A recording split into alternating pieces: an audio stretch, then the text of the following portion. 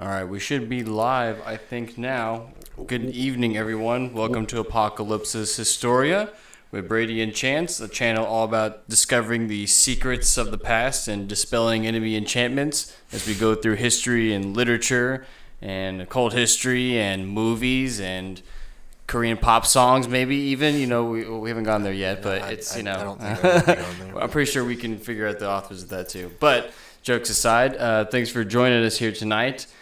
We got Chance over here, fresh back in, with his, I don't know if the camera can quite see it. But this is my new Shakespeare sweater. Yeah. Check it out, guys. Shakespeare swagger. And while I got it on, my mom got me this for Christmas, and I want to give her a shout out. Today is her birthday. Oh, okay. It's her 21st birthday. Time machines and all that. 21st, add some decades. I'll let you do the math. But shout out, Mom. Hope today was awesome, and hope the rest of the year is awesome. Also, maybe just give a shout out to hey there, Claire. Hello. Give a shout out to some of you guys that have been awesome viewers and tuned in lately. Philip, shout out to you. David, Martin, big time shout out to James and his channel Young to Live By. He is an awesome YouTuber and an awesome reader of Shakespeare. We have been having tons of fun in book club, guys. Come join us. What's your buddy's names that joined us a few weeks ago and with King Lear? Oh, my friends Joel and Austin. Yeah, shout out to Joel and Austin. Come back around, guys. I'd love to have you again. Y'all were excellent. And big shout outs to some of my students that have been trying to get into Shakespeare, both in the past and current students. You guys, if y'all ever tune into some of these videos, especially this one, thank you. And let it broaden your mind. Let it, make your world richer. And don't let it scare you. Okay, what are we talking about today, Brady? Well, we have the title of Solo Authorship is Dead. Okay. And the description continues, and we have killed him. Obviously, to jest at the Nietzschean line, of course, but we're sort of being half serious in that. I think we've got some evidence to say that I think everyone out there is, maybe even unbeknownst to themselves, even if you're Orthodox, you're actually a group theorist, whether you want to believe it or not. Yep. And I think that's where I'll lead it off with you. Okay. As you want to try to pick some of that apart. Yeah, let me just throw it all out here, guys. I think the big discussion at hand here is that we're going to dispel the whole notion of solo genius or solo authorship. Maybe in just at some point, I think it's something that we're all aware of, is that there's so many places along the supply chain, if you will, where other hands can be part of this, whether it's literally co-writing, whether it's revising and editing, whether it's setting up stuff for print. Maybe it's stuff much later that's just revisioning when working it over in a theater, like, the balcony scene in Romeo and Juliet. It's one of the most famous things. And as we pointed out in a live stream a long time ago, my buddy Ian, shout out to Ian, that wasn't added till, I forget the guy's name, but David... I'm not going to remember his name, but he is one of the big-time great writers of the 1700s, and he re-envisioned that to have a balcony. And ever since, you got to have a balcony for that scene. And so, at some point, Shakespeare is a little bit of a collective folklore mythology, and we need to maybe give credence to that. But also, just on a very literal level, that there probably is a lot of good reason to believe that we have co-writing or co-authorship happening with these plays and maybe even the poems. So yeah, let's start it off there. Let's see. Do you want to start with the precedents for this idea and work backwards in time? Shakespeare's too hot for me, guys. I gotta take off the sweater, but I'm gonna keep it maybe draped on the table so people can. Yeah, kind of bask in its glory. I can turn on the fan really high and to try to make the room cold, or Marilyn Monroe thing going on. No, thank you. Let's see. Before we begin, maybe I want to go over some of the stuff I've been watching and reading. A few weekends ago, my buddy Ian, who we've had on the show, came into town, and when he comes into town, we do two things. we watch Broadway musicals and Shakespeare, and we usually alternate between the two, and it's a hell of a lot of fun. And I'm not a Broadway guy, but it's fun to go outside of my usual boundary and watch something that I'm not used to. And I still don't really fully understand the idea of telling stories with music, but a big reason that I'm into trying to do this is that, like, the original epic poems that we have, Beowulf, that kind of stuff, those things were sung as songs. They're literally told as songs. It says so in Beowulf. And trying to get back to that sort of musicality and poeticness of storytelling. It's somewhere embedded in the modern Broadway scene, despite all the glamming and glitter. There is some of that heart in there, I think. But the Shakespeare stuff that we watched, and not even all Shakespeare, we watched Taming of the Shrew, which blew Ian's mind. Ian's a very kind of liberal, leftist, kind of progressive thinking guy, and watching a play about a guy gaslighting a girl until she behaves with conventional society, it was not cool for him. He thought it was hilarious, but by the end of it, he's like, surely there's going to be some ending where the girl overturns it and everybody realizes they were all a bunch of assholes, and that, they need to let women be more free and live their lives. Spoiler alert, folks, if you haven't read Taming of the Shrew, go read it, but it's so not what happens. She's whipped into shape and she does everything he says at command, like a dog. She's tamed, like domesticated, like, and that didn't sit real well with him, but I have a lot of thoughts on that, and we can maybe go into that later. But the other thing we watched was The Duchess of Malfi, which is a 2014 production.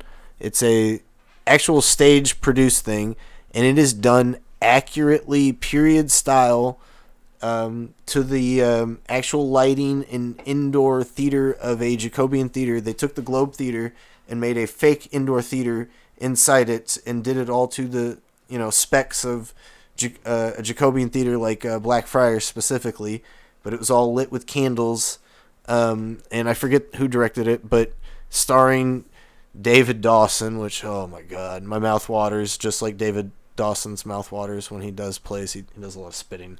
Ian pointed it out. There's a term for it, and I don't know how cool people are with this term, but he's very wet. Yeah, that, when you spit a lot, it's called being wet, or if you have to smack your mouth because you're not, spitting a lot and you're dry. But yeah, David Dawson. Anyway, starring David Dawson, and also co-starring Gemma Arterton, who's the lead, so not even co-starring, leading Gemma Arterton as the Duchess of Malfi. And she was a big kind of hot babe girl in like the early 2000 teens. She was like the girl in Quantum of Solace. She was the girl in Prince of Persia. Okay. She was the girl in Clash of Titans. Okay. Yeah. But like apparently she was either like supermodel it girl or great Shakespearean actor. So, okay, Gemma Arterton, don't judge these girls by, how they're marketed, guys. Lesson there. And she was fantastic. She really was great as the Duchess of Malfi.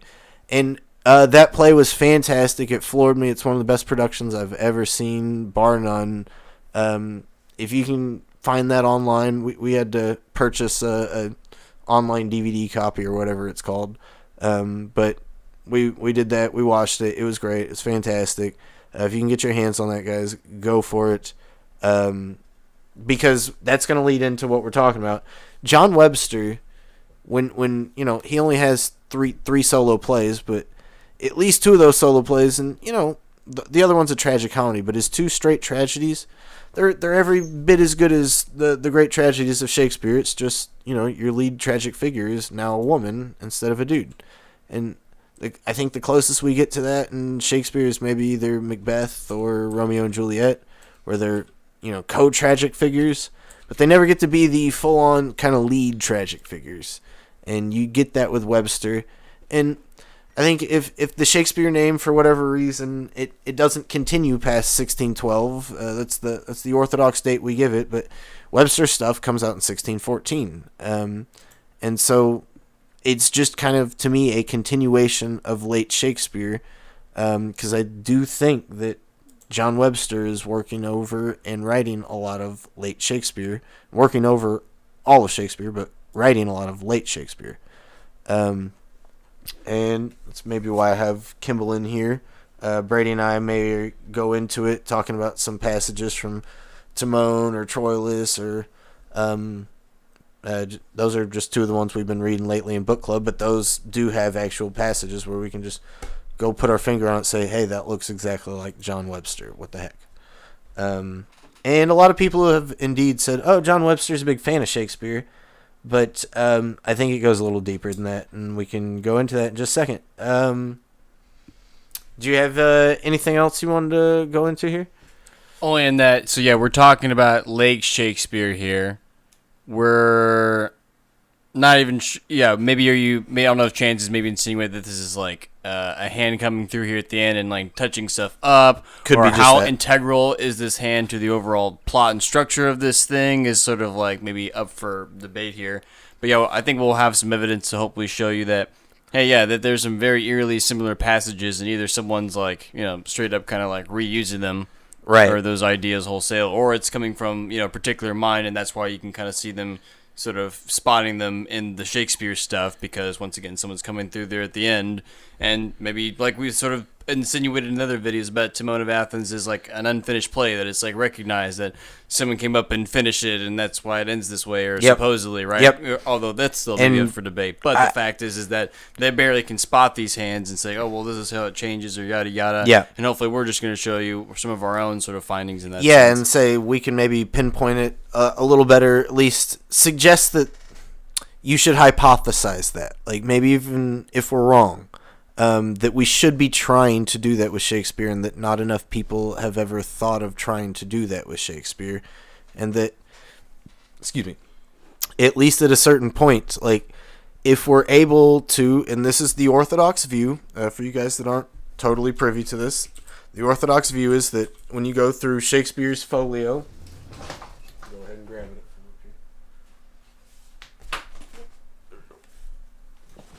If we go to Shakespeare's folio, his 36 plays, and we look through them, even the orthodox people say that not 100% of that is Shakespeare. They'll tell you that there's plenty in Timon of Athens that is by Thomas Middleton. And that's maybe not 100% agreed upon, but it's like 95, 98% agreed upon by all the, professors and department chairs and, writers of Shakespeare. That's what they say, Middleton.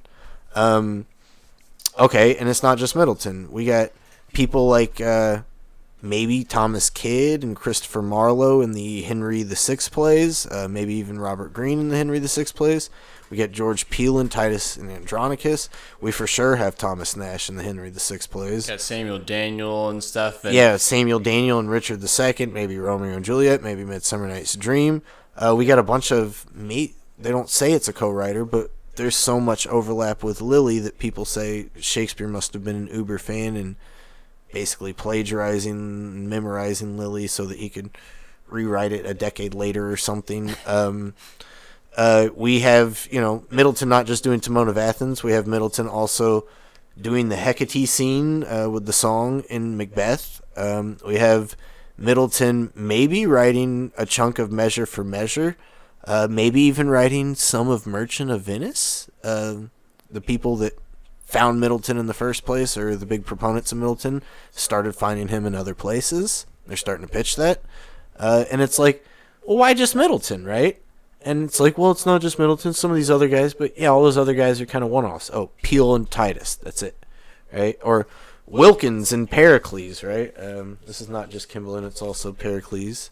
And Two Noble Kinsmen, which is one of Shakespeare's last plays, which is co-written with Fletcher. Shakespeare's last play is supposed to be Tempest because he, Prospero throws down the staff and throws away his book. He's done with the magic. Shakespeare's done writing plays. But yeah, then I'll go co-write 2 or 3 with John Fletcher, like Henry VIII or Two Noble Kinsmen. And so even the Orthodox people are agreeing to group theory, but how seriously... We just call it collaboration. It's a softer word, And at some point, what they've done is they've cherry-picked what they think are all the weak passages in Shakespeare. They've cherry-picked the weak passages in Shakespeare, say this is too weak to be Shakespeare, it must be somebody else, and lo and behold, it was somebody else. But try that with the passages that you don't think are too weak. Try that with the strongest passages. See what happens. Webster's name might pop up. And I don't want tonight to turn into John Webster's Shakespeare, but there may be a lot of that going on, so just a precursor and a heads up. And not even if you're saying that, because to bring it to the modern precedents that I was referring to, you sort of found out something along these lines of like, this is how a script, it may, maybe a final product can maybe be stitched by a single mind in some sense, but being stitched in that it was still cobbled together from other people's ideas, right. And maybe unified under a Shakespearean moniker, perhaps. Right. So what is maybe heralded as the greatest Hollywood or greatest movie of the last, 30 or 40 years, it is none other than Pulp Fiction, right? And, me and my roommate, especially my roommate, are pretty big Tarantino fans, and I have a long history with Pulp Fiction where I didn't like it, and then I started to like it, and then came to really love it, and then I kind of deconstructed it and didn't like it, and then I came to love it again, and I don't know, there's a crazy amount of depth of Pulp Fiction. It's a fantastic film, but everybody and their grandmother knows that that's written and directed by Quentin Tarantino, which is that's what it says on the title card even. But fun fact, that's not the full explanation of how Pulp Fiction's made, and you can go check this out on another YouTube video. You don't need to necessarily hear it from me, but I'll just kind of summarize it real quick.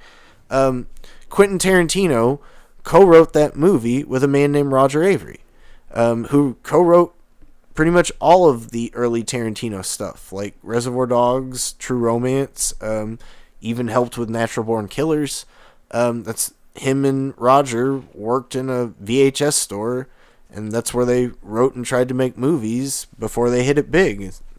They were just big lovers of film and movies. But Pulp Fiction, the original concept was trying to piece together a bunch of different people's work. So they were going to get like 6, 8, 10 different independent directors to each make a little short scene, and they were going to try and make all those scenes interconnect in some way, and they could put it together as a movie. And they had that idea as early as maybe the late 80s or early, 90, 91. But they didn't ever get it to fully work, but they had written a lot of kind of material for it. And some of that material got recycled into the ideas that are in True Romance and Reservoir Dogs, but some of them they kept around and never used. And at some point, they got TriStar, which is a big movie studio back then, to agree to a deal to do Pulp Fiction, which was this kind of stitched together a bunch of different scenes idea that they had, and TriStar said, okay, we'll give you $1 million. And eventually what Tarantino figured out was like, okay, I need to write a third of this, and then Roger needs to write a third of this, and then our buddy Adam Kiffin needs to write a third of this. And then if each of us write, kind of basically a little full mini movie, and we mix those and interweave those three throughout the movie, it'll make this really long, epic crime drama kind of thing. And they pitched that to TriStar, showed them the script, and TriStar said, oh my god, how much swearing's in this movie? How much blood is in this movie? How much shooting's in this movie?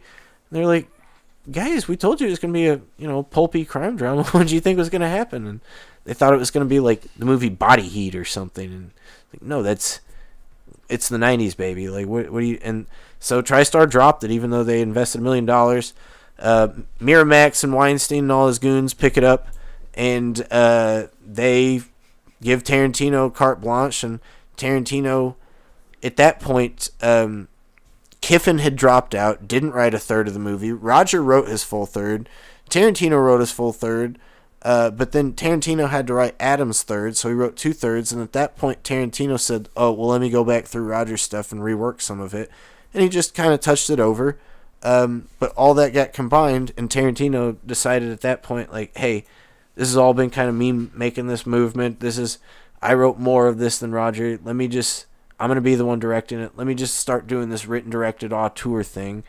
And at first, Roger kind of went with it, but at some point, like, Roger got screwed money-wise because of that. So he had to sue Miramax, and he sort of got blackballed from Hollywood because of that. And him and Quentin were very uncool for like 2 or 3 decades, and they never worked together again. And you do feel a distinct drop off after Pulp Fiction. Like, Jackie Brown's cool, but it's nowhere near as cool as Reservoir Dogs or Pulp Fiction. And then, I don't think too much of those Kill Bill movies, and it's not till 2009 when he makes another decent movie with Bastards, and it does feel different from all those early things. And so, at some point, Pulp Fiction's it's an authorship question, guys, and you didn't even know it, and it's right in your face. It was there. Definitely more, seminal Tarantino. Yeah, This is the most famous auteur film of our era. Like you can go back to Coppola or Kubrick or something from a previous. I wasn't around for that from my era. It's Pulp Fiction. It's Pulp Fiction in spades. That written and directed by Tarantino. It's what the thing says. But all of a sudden, I've got all these names: Roger Avery, Adam Kiffin, a whole host of other people that wanted to make this movie. It went through 2 different movie studios. And at some point, I've always had an authorship question about that movie, because there's a scene in the movie where Bruce Willis is getting with this kind of random foreign girl, and indistinctly foreign to me. But she goes on and on about how I want the pot belly, which I don't know if that's a commentary on she wants to get pregnant or something. I've never known what the scene's about, and I've always loathed. I've always thought that's just one of the worst scenes in any movie film. And so all my buddies in high school, Pulp Fiction's so cool, man. Why don't you like it? And like, it's the potbelly scene, dude. I hate that scene. And turns out that maybe Roger Avery and not Quentin Tarantino. Not to, say Tarantino's the genius of the whole thing, because at some point, like, there is an energy lost after Avery's gone. But the point being that there was an authorship question for me, and I didn't even kind of realize it. I always wondered, like, why doesn't this scene feel like the rest of the movie? It's like, oh, because that was a scene that was left in by another guy where all the other scenes were worked over. That said, Roger Avery did do most of the gold watch sequence, so I won't rework the sequence here, but my father gave me this watch. All right, that's as far as I'll go. All right, but that scene's fantastic, and maybe a lot of it's just Walken kills it, but that is Roger Avery. That said, okay, Pulp Fiction. You didn't know that was an authorship question.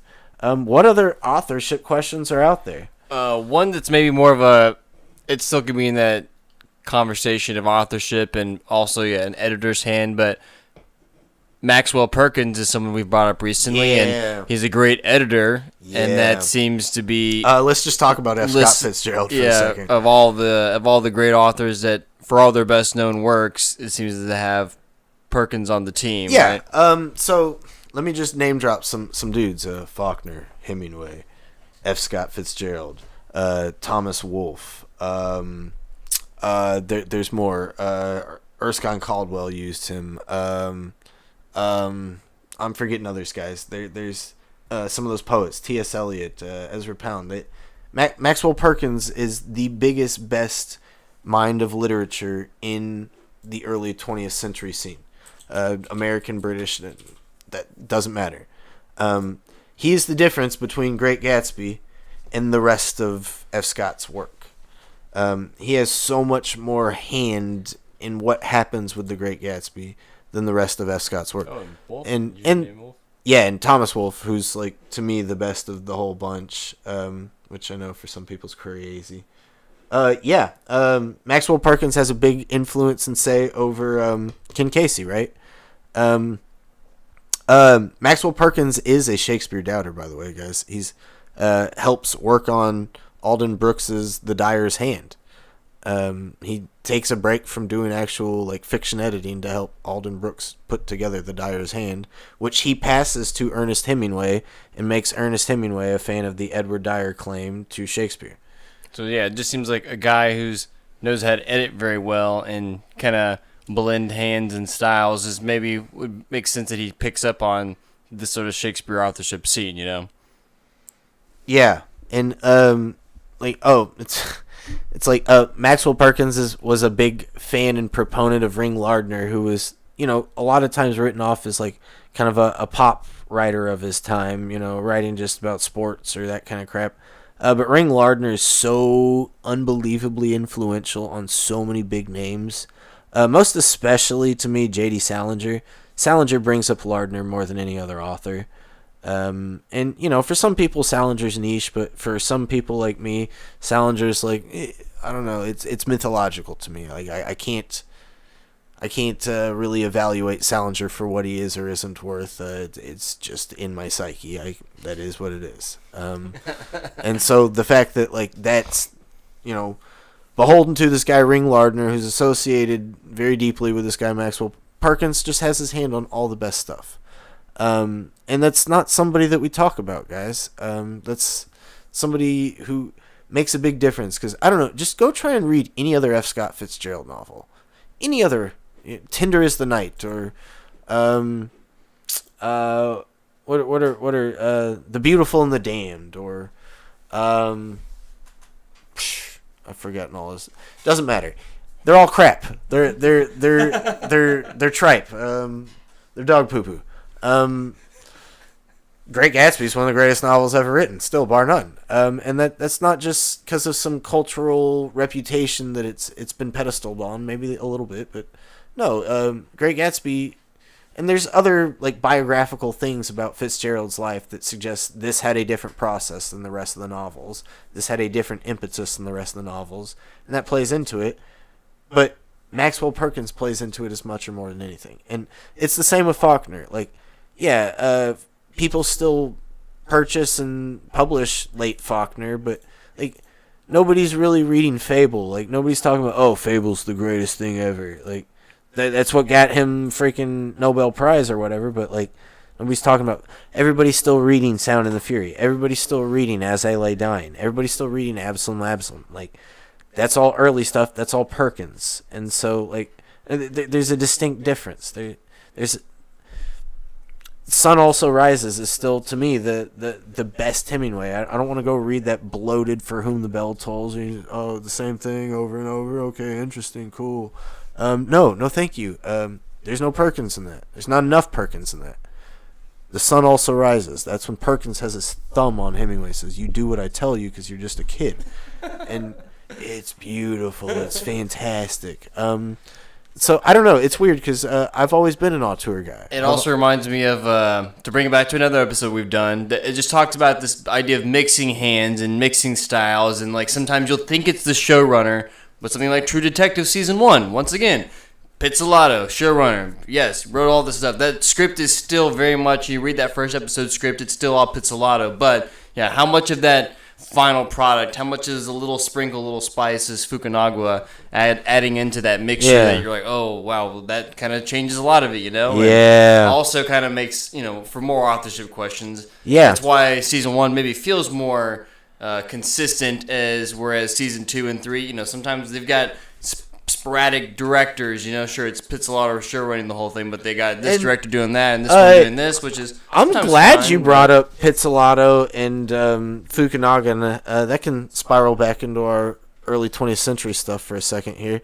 But apparently those two guys did not get along, and that's why Fukunaga was not back around. But that tension, that antagonism, something came out of that. Yeah. Like, guys, like.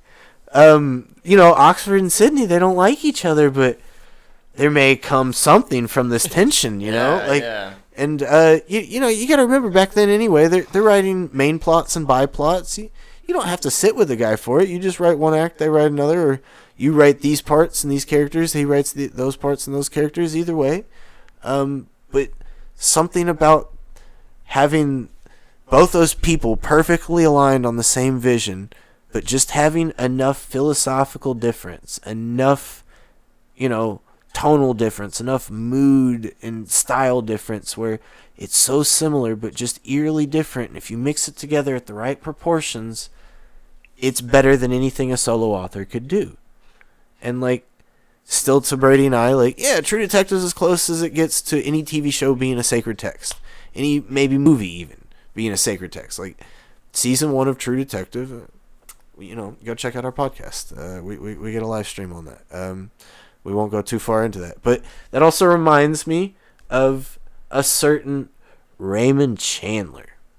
Raymond Chandler, who's still the great detective writer. He's still the golden standard for hard-boiled fiction, writing the Philip Marlowe novels, Big Sleep, Long Goodbye, The High Window, he had, 7 or 8 of them.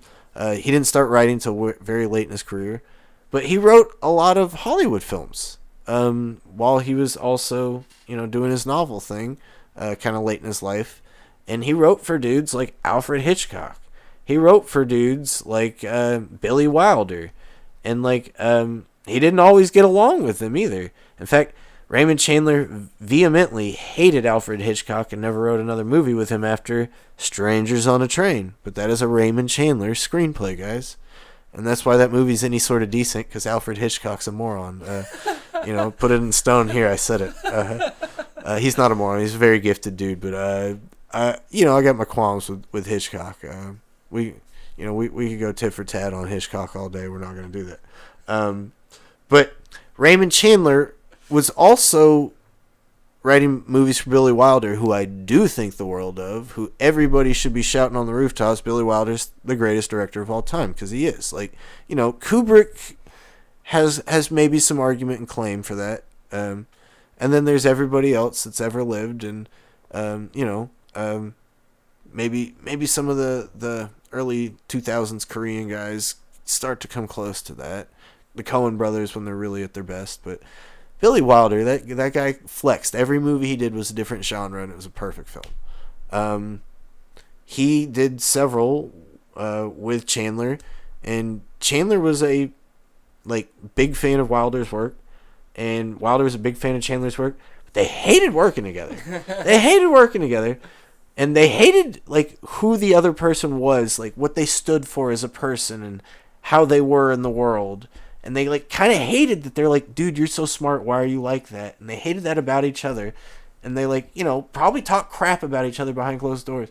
But they still had this absolute utmost respect for each other, such that there are Raymond Chandler stand-in characters in Billy Wilder movies that weren't written by Chandler. There are Billy Wilder characters in Raymond Chandler novels. I forget the character's name, but it's The High Window, I believe, where there's this just random kind of old, kind of puffy Jewish German dude that just is all about the bottom line and doesn't really care about anybody's opinion, and that's Billy Wilder. And I don't know, that tension and respect for each other, that I think is maybe the paradigm we can start looking for with some of these people that a begrudging respect. Yeah, it's specifically with Sydney and Oxford, but not even just that. We have all this Harvey Nash jockeying. We got all this Ben Jonson versus John Marston jockeying. That's the lens you can take for any of this, whether you want to say Harvey Nash or Marston Johnson, any of those are authorship questions or not. You can still frame it in this light. There's an intense amount of respect despite an intense dislike and hatred for each other, because they see the talent. Game recognizes game, and at some point, I don't think that there's some figure, whether it's Oxford, Bacon, Marlowe, whoever you think Shakespeare is, I don't think that there's some singular figure that floats above the rest. I mean, Brady and I are sitting here pitching Philip Sidney all day, but even Sidney, I don't think just floats above the rest and puppets them like his creatures, that he's so much more superior. At some point, yeah, even if Sidney is this literary genius that is Shakespeare, he's still not quite the scientific mind that Francis Bacon or even Thomas Harriot or someone like that is, right? So it's there are other kinds of genius. There's even within that literary, genre or category, there's different ways of being great. And I don't know, maybe that's a good segue into this 5 authors of the sonnet thing. Maybe not the smoothest segue, but I think about the two of them, how they disagreed in front of the French delegation. Yeah, exactly. Speaking of Sydney and Oxford, right? With the tennis court scene, right? And there's a possibility that something like that, maybe even just some propagandic type display to throw off maybe not even propagandic, but like straight up espionage, throw off the French court from understanding what the inner workings are, and that really these two kind of factions are weaving together to make sure to control Elizabeth and her decisions and keep her within a boundary of ranges and make sure that her and all of governmental policy has a great control over the English citizenry and what foreign and domestic policy is. But I don't want to argue that it's too unified, because there's probably a lot of political strife in there, right? Like that's the general narrative, and I don't have too much to overturn that. But I do think there's a lot of reasons to start to dig into that and question that and say, well, how is it working exactly? Till we got that pinpointed, let's keep searching. Okay. HTS Forest.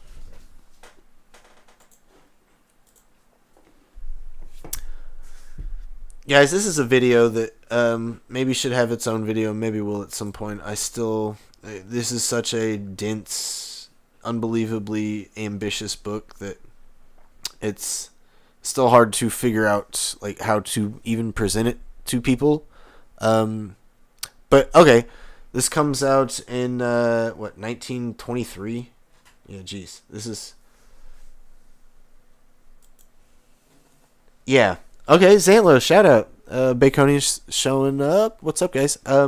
Yeah, tennis match thing. That a lot of our understanding of that's coming back through Fulk Greville, and Fulk Greville doesn't publish that till 1620s or 30s.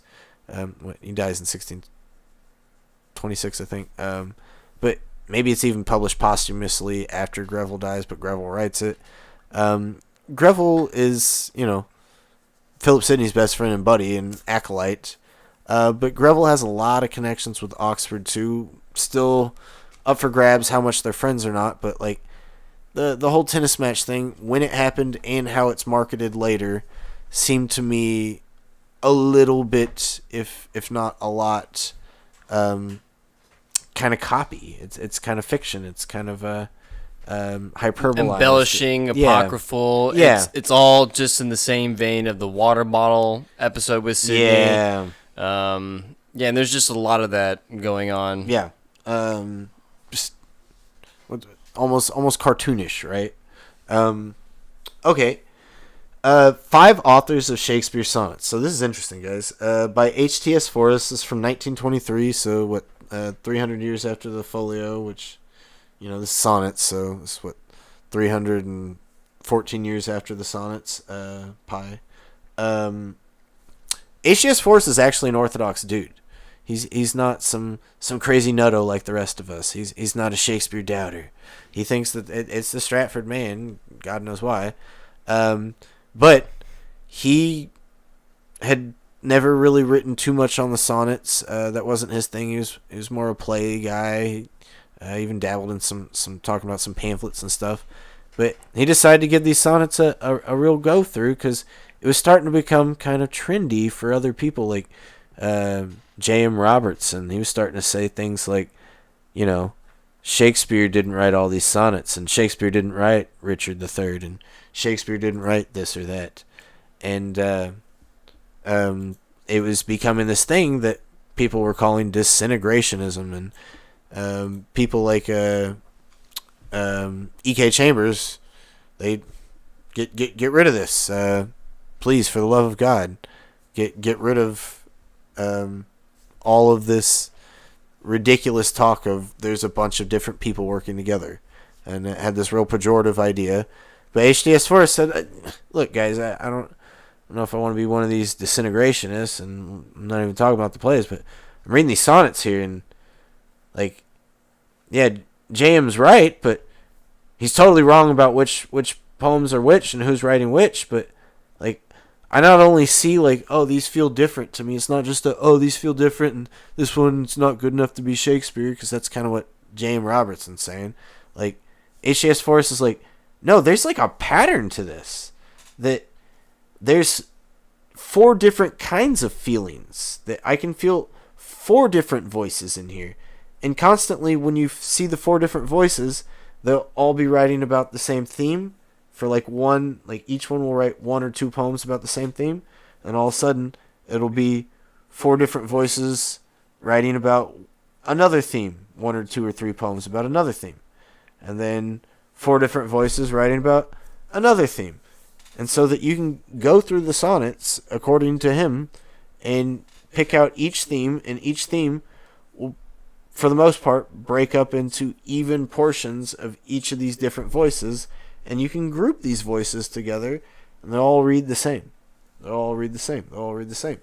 Now, does that necessarily prove multiple authorship? I don't know, not necessarily. You got Bob Prechter with his Oxford schizophrenic voice. I'm sorry, I had to, guys.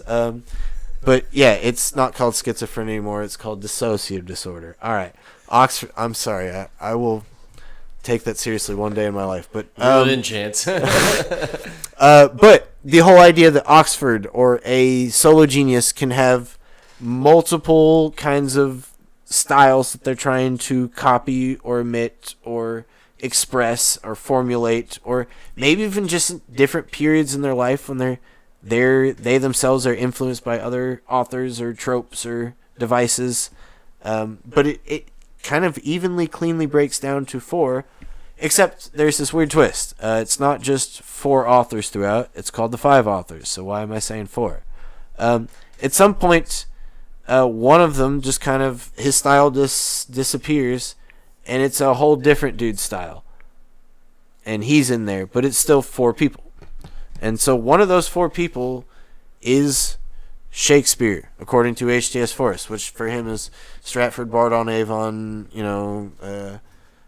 my dad made gloves, look at me, but wife gets my second bed. For him, when he says that, what he's doing is he's picking the person that he thinks is the master. It's not like he's linking that back to the plays. It's not like, oh, this must be Shakespeare because these are the lines we see in the plays ascribed to Shakespeare. In fact, this is kind of devoid on any commentary on the plays. This is him saying, like, I'm agnostic to the plays. That's not what he's using for any of this. He's only really cross-comparing the sonnets to each other, and then at some point he will cross-compare those sonnets to other sonneteers. But he's not like trying to go into Shakespeare plays and say, oh, these have the same lines as Richard III. They must be Shakespeare or not. Because that's not what he's trying to do. But it is interesting, like, how much that would change what we try to say about this if we do that. Because all of a sudden, maybe we do see the...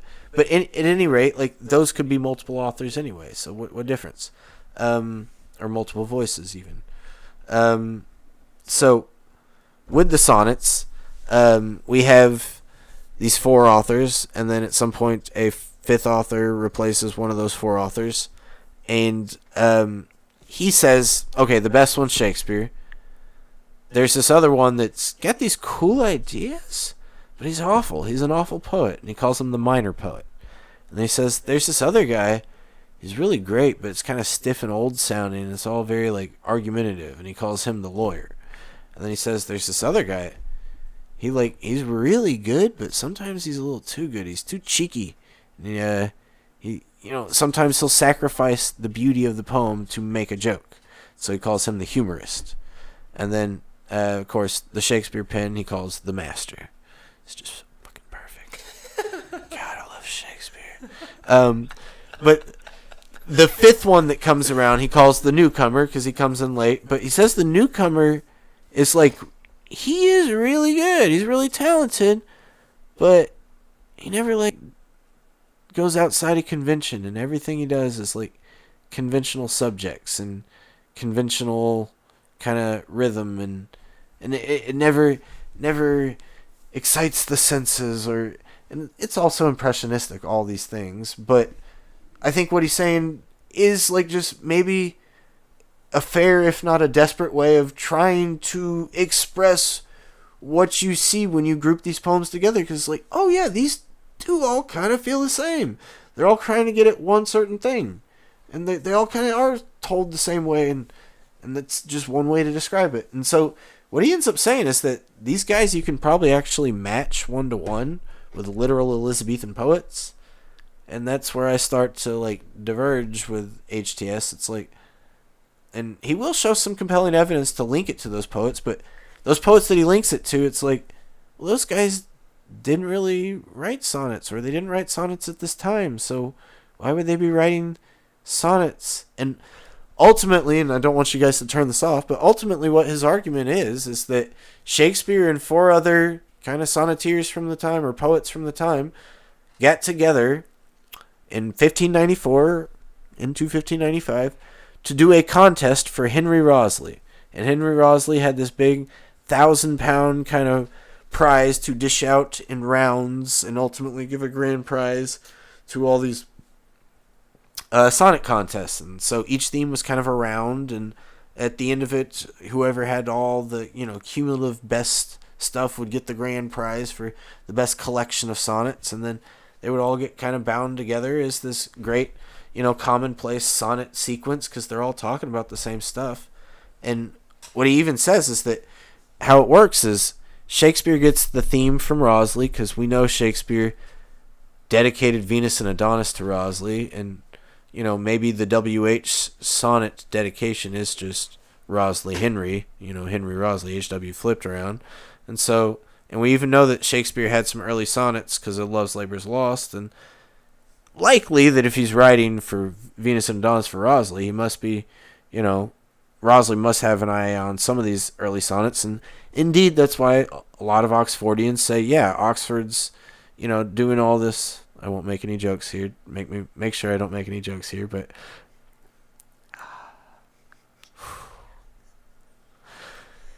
Wriothesley is getting these poems written for him by De Vere to save his honor, because of the crap that he's taking from Cecil, and that's what Venus and Adonis is. But De Vere's also maybe writing poems for Wriothesley to try and talk him into marrying his daughter, or at least procreate or make kids, or as Waugh would have it.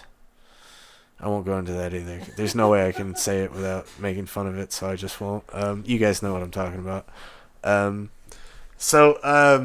the point being that it all these fair use sonnets, they got to be centered around Wriothesley, and even HTS is saying it, but he thinks that Shakespeare, the actual, guy that's on my sweater, Portfolio. yeah, that guy too. Either one you pick, it doesn't matter. The sweater.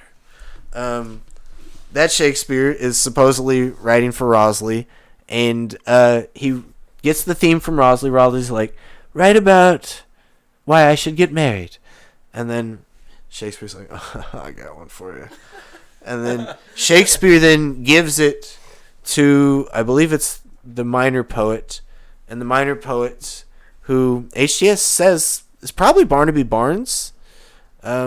And we can go into that later. And we'll just say he gives it to Barnes for now. Barnes does seem to be a real dude. He only really writes poetry like for one sonnet sequence. So that's a little insus to me. That's a lot insus to me. Don't think that Barnaby Barnes wrote Barnaby Barnes' poetry. Shoot me. Put me up on a cross if you want. But that's my hot stance right now. I don't have an exact name behind Barnaby Barnes. But I do think that Francis Bacon might be a good guess, and I do think that, and this is Parthenophy and Parthenophil and Parthenophy. Didn't have as catchy a title as Astrophil and Stella, but Parthenop. Now I'm going to make myself look stupid, but yes, Barnaby Barnes' sonnet sequence, Parthenophil and Parnelopo, and it's actually a pretty good sonnet sequence. It's not the greatest, but dude, there's some lines. It talks about, like comets or fires in the sky, or some classical references, nymphs frozen in trees or stuff. Maybe I made that up, but it's good stuff. It's not the greatest. But he's the minor poet. He's supposed to be the worst of the bunch, okay? But then he gets the Shakespeare thing, and what he does is he kind of does his own riff of that sonnet. And then he then takes both of those and gives it to the lawyer, and the lawyer's like, okay, and then he does his riff, and while he does it, it's almost like he's making fun of both of those. And then all three of those will go to the humorist, and the humorist is just like, yeah, I got all y'all. And then he writes the funny version of all of it, and kind of while he's doing it, making fun of all of them. And that seems to be kind of the course of events, maybe not exactly like that every time, but each round of themes, whether it's like, and sometimes a theme, Shakespeare will write 2 or 3 poems, and when he writes 2 or 3 and he gives it to the next guy has to write the same number, and then he has to pass it to the next guy and write the same number, and he has to pass it to the next guy and write the same number, and then another theme, and then as it goes, and then at some point this Barnaby Barnes character just kind of vanishes into the wind, and this newcomer comes up. Who might this newcomer be? He says it's none other than Samuel Daniel, which I find unbelievably fascinating because, well, you know, it depends on how right he is about these stylistic spots, but he's suggesting that yes, you can differentiate a Samuel Danielian, you know, poetic style from a Shakespearean poetic style, which I find very compelling because I've always said no. Daniel is in Shakespeare, but he's saying the same thing. Forrest is like, yeah, Daniel is in Shakespeare, but those sonnets that you think sound like Daniel, those are Daniel, but it's not every sonnet, right? Not every sonnet sounds like Daniel, and it's like, well, hot damn, why didn't I think of that? Like, hats off to you, HTS, you clever bastard. Like, why didn't I think of that? Like, I'm sitting here like, is Daniel all of Shakespeare? Like, why didn't I think Daniel's a co-writer of Shakespeare? Why couldn't I do that? Why couldn't I come to that terms? Well, it's because I still don't know what I want to say about Daniel. Part of me wants to say that could be a perfect way to have Philip Sidney still be alive after 1586. And there's, you know, enough overlap between Daniel and Sidney to at least consider the idea. But at some point, there is something to HTS's claim that Daniel's a little too conventional, or as some people said, sober Daniel. That was the kind of epithet he got, or sobriquet, if you will. Sobriquet, there you go. I just made that was a really clever pun. I'm gonna write that down. Sober Daniel. He was just kind of this down the middle kind of guy, and that most of his poems are just kind of formulaic or plagiarisms even of Ronsard or Petrarch or other Italians, who, you know, people like Florio or Sidney or even Mary or even Folk may be reading. So I still think that there's a good reason to believe that Samuel Daniel could be an authorship question. It could be one of these people, because why in the world would Samuel Daniel be co-writing with the Stratford man? Those two people aren't. And so maybe we just need to be questioning the Stratford man, and maybe it's Mary, and it really Samuel Daniel works for Mary, and that's why he's writing it. But what's all the moving in with Charles Blount stuff about? What's all the floating around Penelope Devereux stuff about? There's a story there. There's some shit there, guys. You know, I won't swear too often, but something's rotten in Denmark. Or thank you. Shakespeare said it better than I just did, but I don't want to plagiarize. Someone shit all over Denmark. Yeah, that's not how it goes, Chance. Write that down. That's good. That's how Nash would have said it. Oh wait, damn. See, you can't write that, folks. Maybe I will though. All right. So the point being that Daniel is somehow identifiably different from Shakespeare.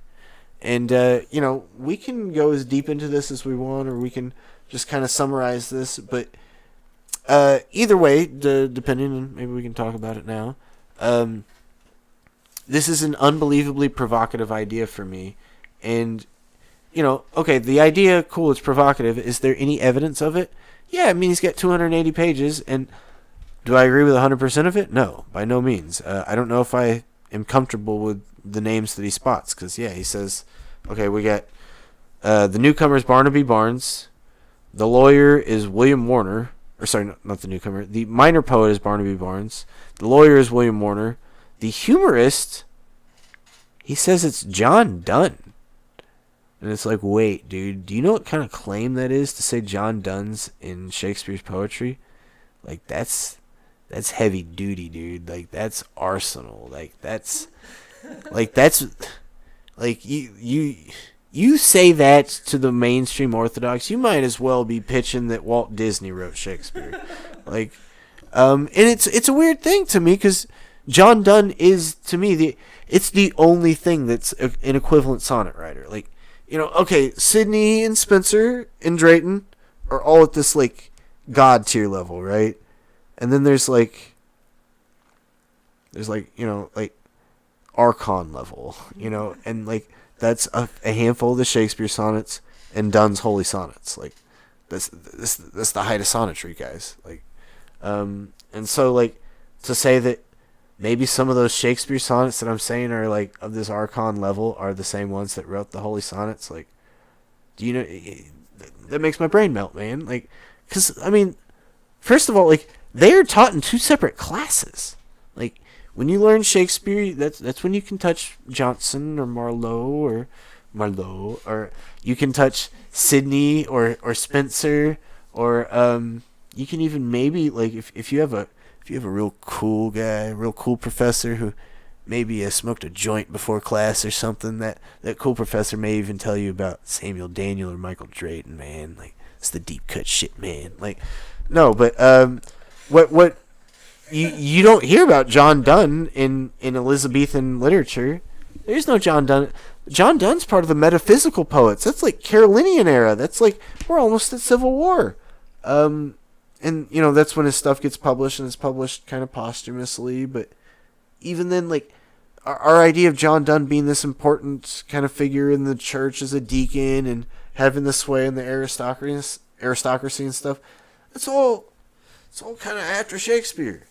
And remember I did tell you that Sidney, like, stayed with, like, his father's family when he was growing up or something. It all reels back into When he was a boy at school or something, So, he stayed with some part of his extended family, or for some reason I was like, oh no, that's not good. And I could pull up a quote from this Forrest thing. Maybe we should, maybe we won't, because it'll probably take us a second to find it. But there's a quote in here where he's quoting some John Donne scholar talking about how, well, even John Donne, all we know about him, and we know a fair amount about him, it all has to do with his days with the church. John Donne, the writer, Jack Donne, the guy that wrote The Flea, we don't know squat about him.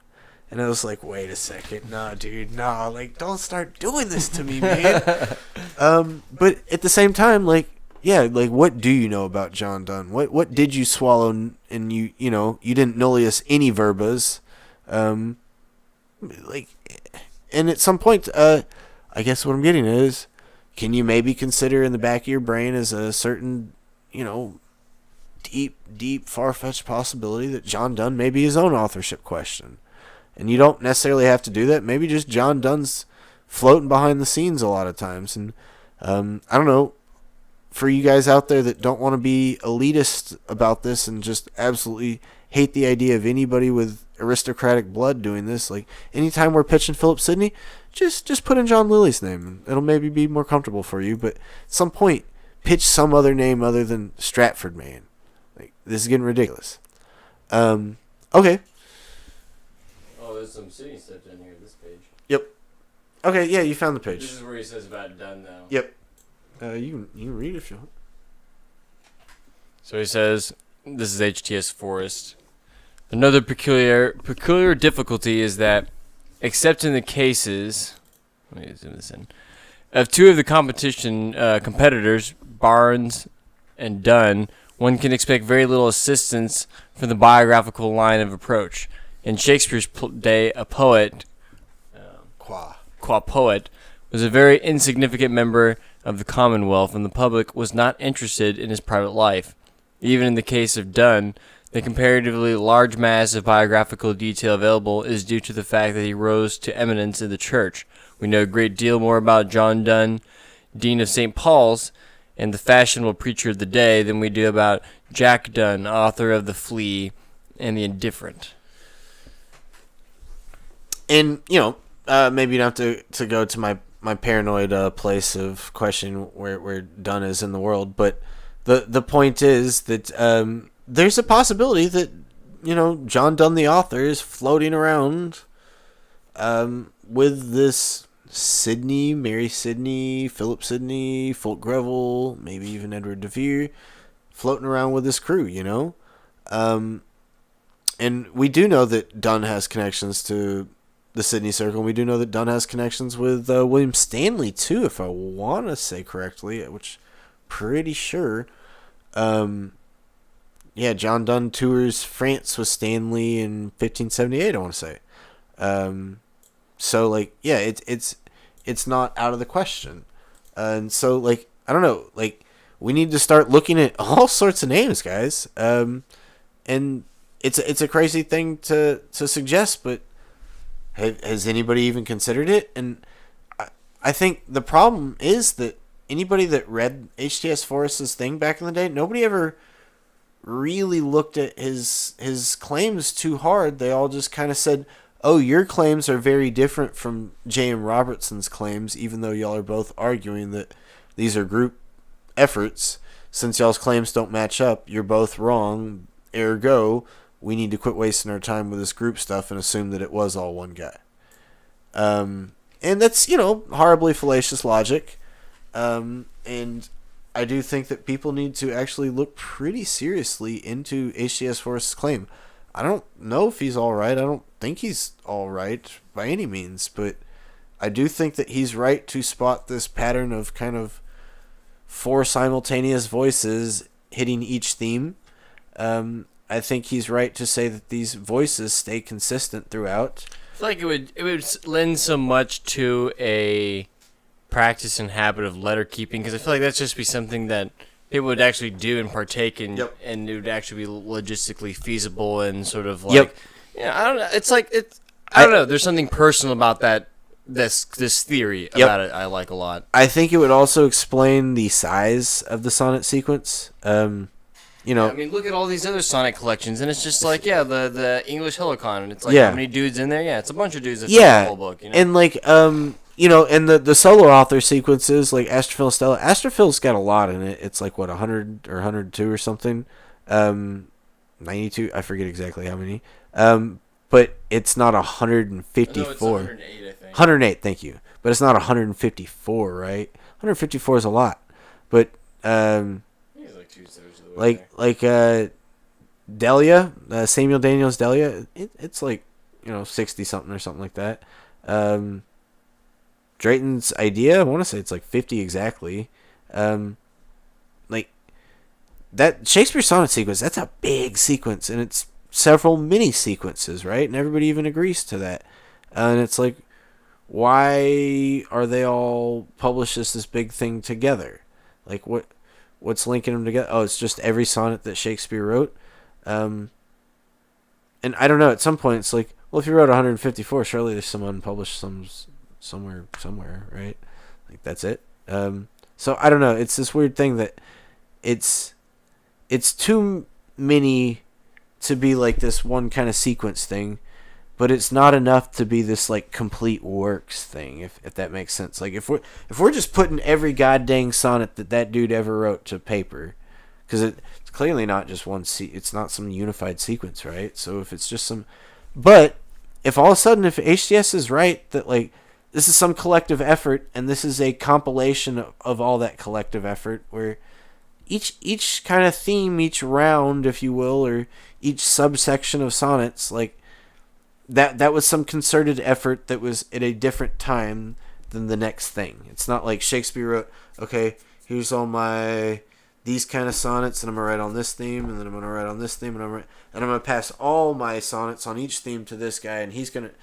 No, it's like they kind of, each round seems to, and he even kind of shows that like as it goes on, like these voices or these sonnets will be more and more referential to each other, and like they'll go from just only referencing within the theme to they'll start making lines that reference poems from before that were outside the theme, and it's like, whoa, wait a second, how do you have the time to spot that? Like, how do you have the mind to spot that? Like, and some of them do seem a little weak and a little tentative, but other ones like, oh, yeah, that would stare me right in the face. And I know a lot of people still might see that and say, oh, this is just the same guy saying it the same time over. But it's like, why is it always equally 4? And why does he do it one time in a humorous voice, one time in a lawyerly voice, one time in a sort of clunky but, ambitious voice, and then one time in a perfect voice? Why not just always be perfect, right? And it's like, well, those are all just kind of subjective judgments, and do you agree with HTS or not? But, I don't know, go through the way that he collects these poems, and anyone he ascribes to Shakespeare, most people will agree, that one is really good. That one is kind of better than the rest. And there's, that said, there are a few that he ascribes to Shakespeare that I'm like, I don't know, I thought that was one of the Daniel poems. I thought, when the Chronicle is a waste of time, to me that just seems like a Daniel poem. Yeah. But he didn't say that one was a Daniel poem. But there's some other ones that's like, oh, that is a Daniel poem. It read like a Daniel poem. But then it's like, wait a second. Here's where the world starts to shatter and shake and turn into quicksand under my feet. That if we're willing to say that there are multiple people writing Shakespeare sonnets together, and maybe Samuel Daniel is one of them, could that not happen in the opposite way? Could not maybe Dahlia 46 be by the Shakespeare hand? And it's like, wait a second. Don't do this to me. Don't do this. And so maybe you start to see what's happening. Because Shakespeare gets more of the actual publication effort. Right. Spotlight. Right. Shakespeare, you don't take Daniel. Right. But at some point, we also... and oh yeah, sorry if you guys couldn't hear that. Brady's over there fixing the camera, but he said at some point Shakespeare does get way more of a printing effort than Daniel. Daniel does get it more than maybe other authors of the period, but nobody gets that printing effort that Shakespeare does. Let me check out some of these comments. Sorry, guys.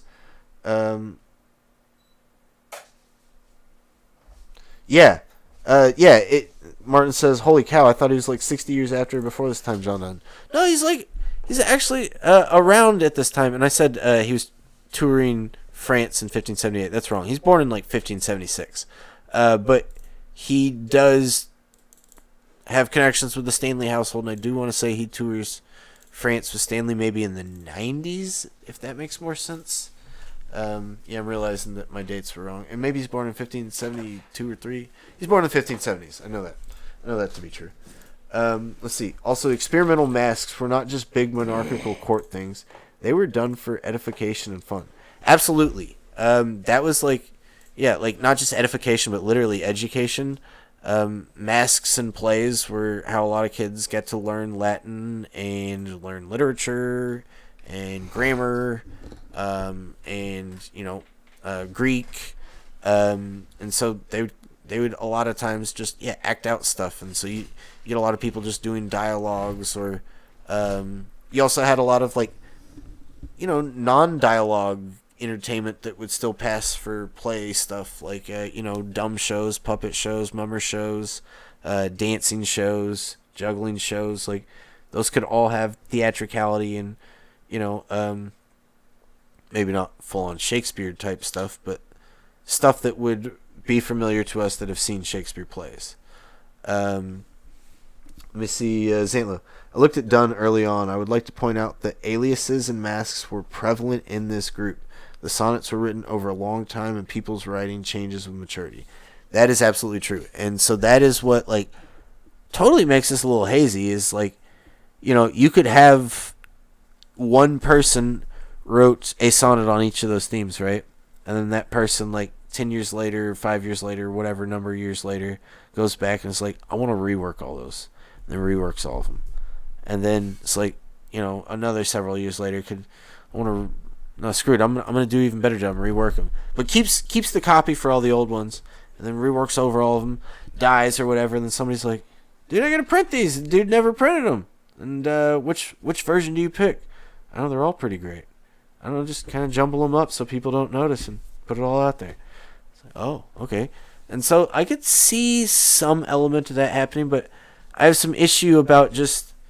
no, I think there's too much, obviously, a deliberate of all the sacred number stuff and the weirdness with Oh, it wouldn't just be super random. It had to be some sort of preconceived notion because it's like Sonnet 123 has the references to pyramids in it, right? So it's like obviously it's sort of like started getting that number baked in with the But I could topological see references how or whatever. something like that could maybe be placed later. Like, oh, you wrote a pyramid thing, let's put it at the 123 number, right? You got enough. Stuff like that could maybe be ad hoc later. I could see how it could definitely not be and be preconceived. But like, there's such a wide variety of stuff happening here that it's hard to pinpoint exactly what's happening. But I do think that HTS is pointing out that, like, well, dude, we also have this weird thing where they're like each sort of referencing to each other to the point where he's like, yeah, they're literally passing it to each other, and like, this guy gets to look at only one, but this guy gets to look at two. But it's like, well, no, if I'm writing it, 10 years later after writing this one, I can look at both. Right. I could make fun of both, right? And then by the end of it, maybe I'm just cynical and I'm making fun of all of it or something like that. But what throws that off, right? Samuel Daniel, the newcomer. If it was just four voices the whole time, I could make this argument. Why does one of those voices disappear for one of those themes and then another voice pop up for one of those themes? Doesn't work all of a sudden, right? Doesn't work. How do we account for that? So maybe Samuel Daniel is the only outsider and Shakespeare's really those other voices. But why did Shakespeare all of a sudden say, oh, I'm going to quit writing as that minor poet? Or that's just the earliest version of Shakespeare. But then whenever they start reworking it over, the Shakespeare hand's like, okay, when I rework this over to sound lawyerly, I need you to I don't quite understand. And so that's where it's like, wait, I do think he's actually onto something. If it was just perfectly even four, we could maybe go all Bob Proctor on this. But no, the weird Samuel Daniel flipping in for Barnaby Barnes, that's where it's like something weird is happening here. And it so cleanly does flip out. And fun fact, if you haven't read Barnaby Barnes, Samuel Daniel, they don't read the same. Daniel's way better, and I don't want to make subjective judgments like that, but he's almost the opposite of Barnaby Barnes. Barnaby Barnes is either here or here, where he's making some crazy ambitious thing, or down in the dumps, just, like a kid wrote it. Almost like George Chapman is for plays for me, at least his tragedies. But Samuel Daniel, he's just right down the middle. We all love Daniel. But he never hits the heights of Shakespeare. He never has these crazy, ambitious, creative ideas. So those got to be different guys, right? What do we say about that? And that's where it gets weird. Events. Parse in the events of Oxford's life. Shut up, Martin. Yeah, and so that's another thing is that, like, we need to start cross-examining this. That's an excellent point, Martin. Thank you. We need to start cross-examining this HTS stylistic claim with actual biographical data, because HTS is like, well, biographical data is useless for sonneteers. And it's like, well, that's if you think sonneteers are who sonneteers are.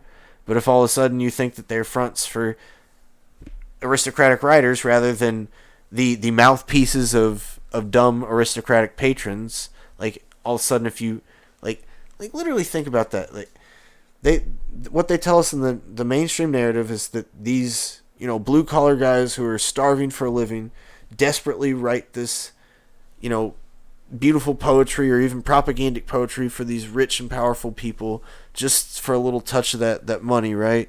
That they're mouthpieces for these people. But, like, think about that, mouthpieces. Like, that's a ventriloquist dummy. They're not mouthpieces. They're literally the dummies. They're the dummies. They're the dumb show.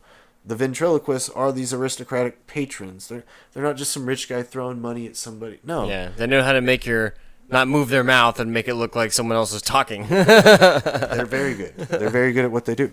And so, yeah, we need to start cross-examining, probably not just Shakespeare sonnets, but for now, let's focus on Shakespeare sonnets.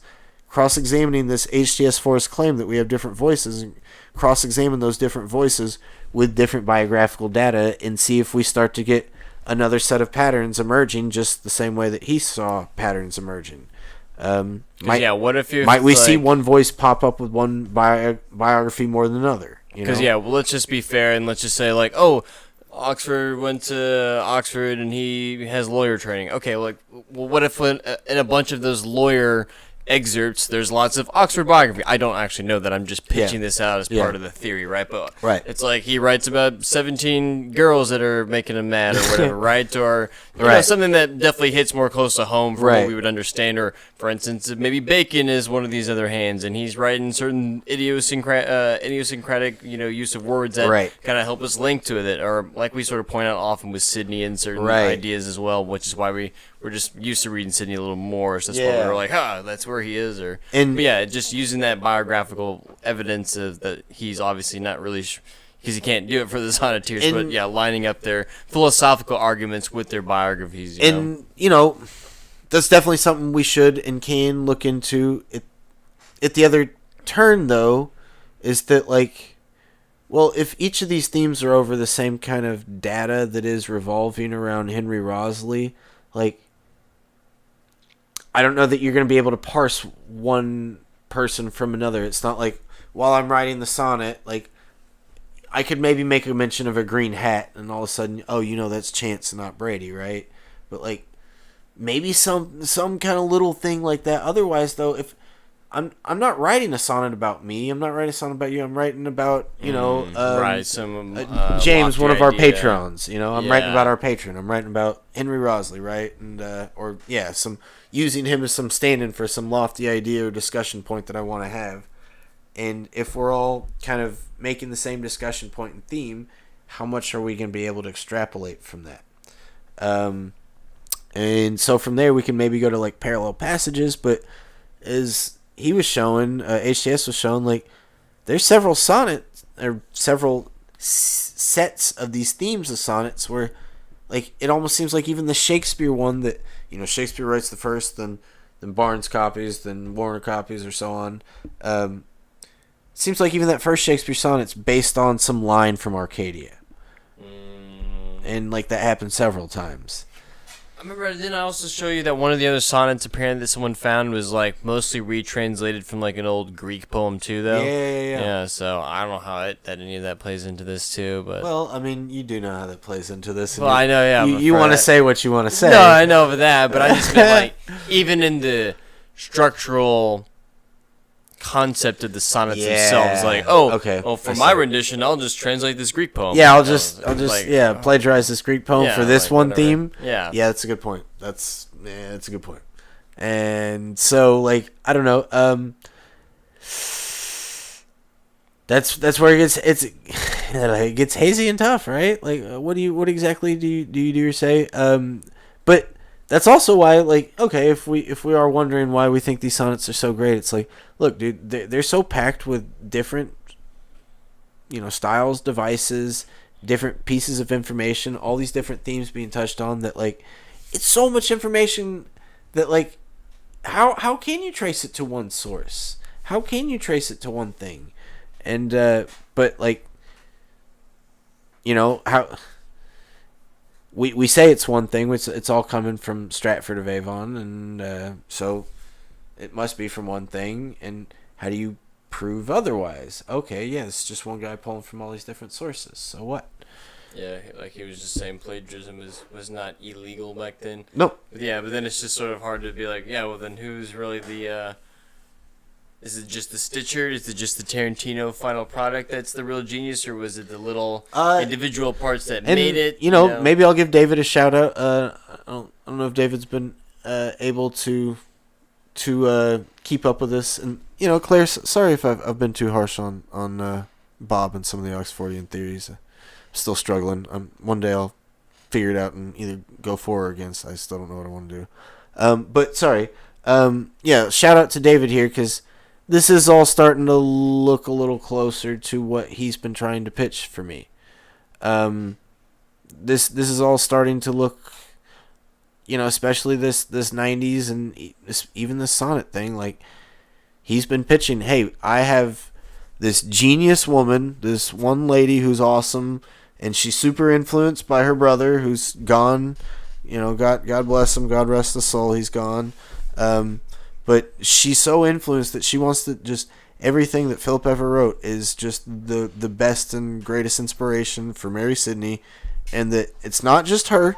She's got this coterie of really talented dudes, but most of those really talented dudes are who we say they are. They're Samuel Daniel, they're Michael Drayton, they're maybe even people like John Donne or some of these other figures, Ben Jonson, John Webster, and that those people get together, in the same way that Oxford and his Fisher's Folly group got together, or that Sydney's Areopagus group got together, and those groups are kind of gone now in the 90s, and she's picking up the pieces, and maybe even literally picking up their literal literary pieces, both those groups, and reworking them, and some of that's for the Chamberlain's Men, some of that's going to be for print, and that's why Nash is floating around Mary, and that's why Harvey's floating around Mary, and that's why Florio and Daniel, and like it all kind of starts to revolve around Mary, and I'm seeing a lot of that, David. That said,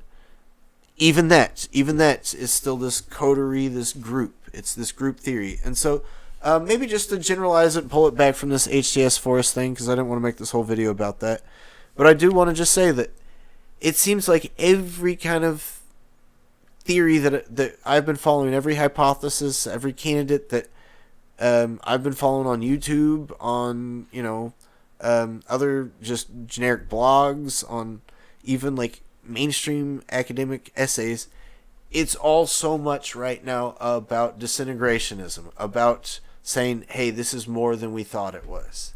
There's a more complicated, more complex thing that's happening here.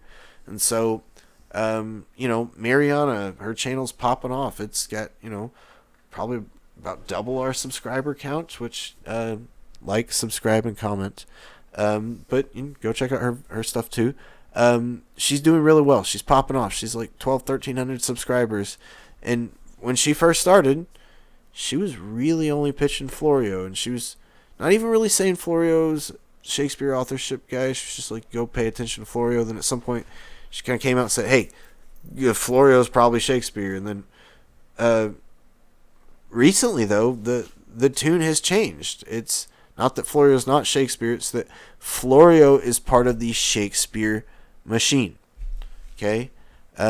Claire, I know you started opening up to say, hey, I need to look outside of just Oxford, because we need to not buy into this idea that he wouldn't collaborate with other people.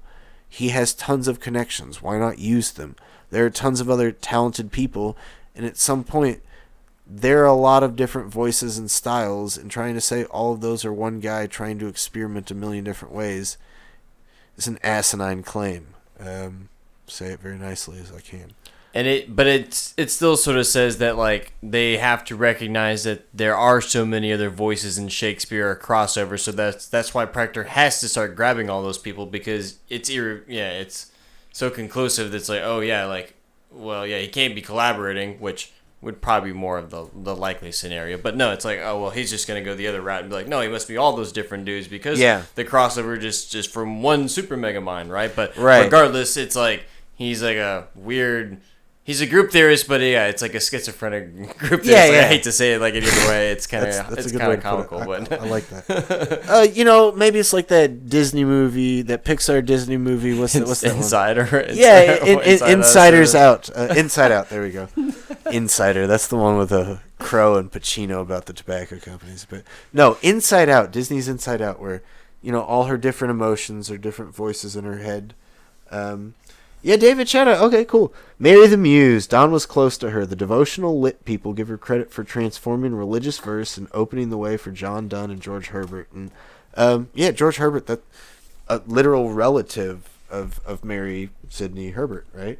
And John Donne is literally coming from her circle. And so, there's whole subgenres of poetry that are coming out from Mary.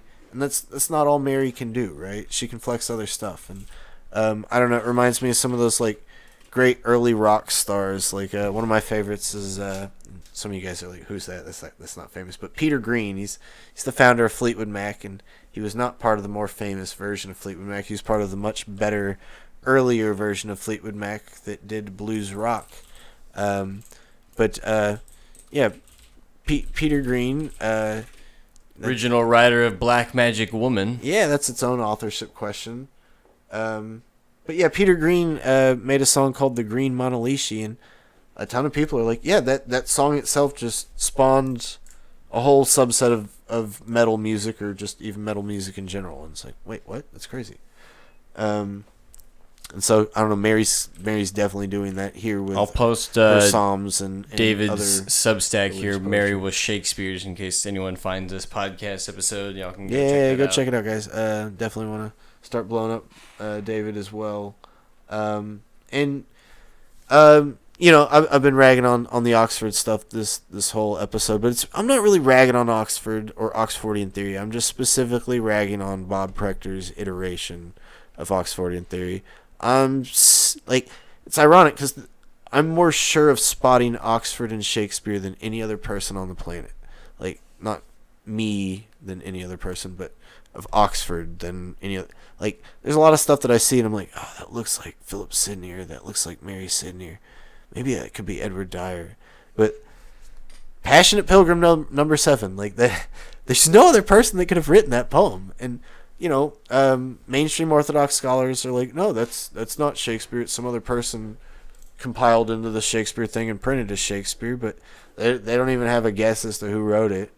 That one's Edward de Vere, and I think that whole freaking thing when it was printed was supposed to be taken as Shakespeare. I don't see why it would have been printed all as Shakespeare in its time, and then people of its time are like, oh, this is Shakespeare, but I bet it's not all Shakespeare. Why the fuck would they buy that? Like, if you saw something that was like the next Snoop Dogg album, or the next whatever big artist, I don't know. I don't. Sorry, guys. Like, Snoop Dogg's newer than Shakespeare. But like, yeah, the new you're into Kanye. Kanye. That's dated poorly too. Yeah. You're into Jungle. Jungle's kind of big now. The new Jungle album, right? Like, this is the new Jungle album. Like, would you want that album if you're like, if they told you straight up that like only 5 of those 20 songs are by Jungle Man, and like, a good chunk of those are by that like really wannabe band that you hate that just jocks off a Jungle or whatever, and it's like, well, no, I don't want to read that. That sounds horrible. But nobody at the time would buy it, right? It says by Shakespeare at the front. It didn't say by Shakespeare and his buddies. It didn't say by Shakespeare Chapman, blah blah blah. No, it just by Shakespeare. That's all it said. So I don't know who these academics are that have the gall to be like, no, not all these are Shakespeare. Because it's like, okay, that's fine.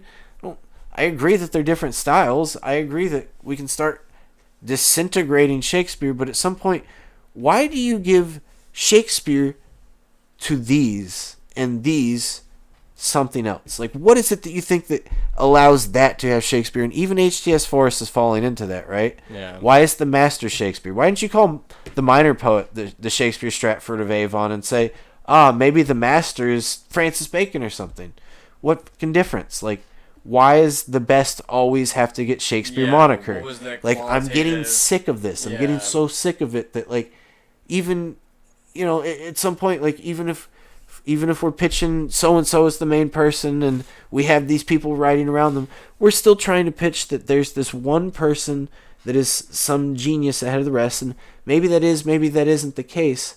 But what will guarantee to happen is whatever we do say who is the genius person, we're going to say that's Shakespeare, and the rest of these we're going to give the other names. Because it's just like, if Birth of Merlin was just, mic drop awesome the whole time, they definitely would be clamoring to try to put the name on it, right? Yeah. Or that would be our argument anyway, for the most part. Right. But since it just, obviously it is a goofy play, and Yeah. so that's the point. But like, Right. if it were not the fact that they would totally bend over backwards to somehow make it not so. Right. And like, they may be doing that. Or they'd be like, well, some plays. yeah, like the Cardenio thing. He might have done it, but that's mostly the other guy writing it, Like, Right. You know what I mean? Right. And there's parts that don't seem all cool. Like, yeah, that's not him. And they're still doing that. It's like, why is it cool? What part are you talking about is cool? Yeah, You know, like which part is cool? Because at some point, what they accuse happening with J.M. Robertson and H.T.S. Forrest were like, y'all don't agree on who is or who isn't Shakespeare.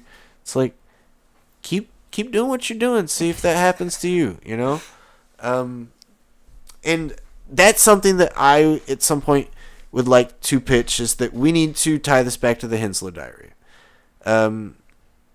You know, we'll come back to the sonnets at some point, because that's a whole quicksand of mess, I think. Because I think there's a lot of sonneteers to doubt, and I think there's a lot of easy reason. Like, all the sonneteers write this giant, beautiful set of sonnet poems, like 40, 50, 100 sonnets. Bartholomew Griffin, the Fidessa sonnets. They're beautiful. They're gorgeous. The dude had to, like, get his hands on Ronsard, translate Ronsard, rework that, go read some Sidney and integrate that Sidney, and then read some other Latin stuff and integrate that, and then think on his muse, and then write these, but no, that doesn't sound right, and then touch it, twist it, put it out in 96, and then proceeded to never write a goddamn thing in his life.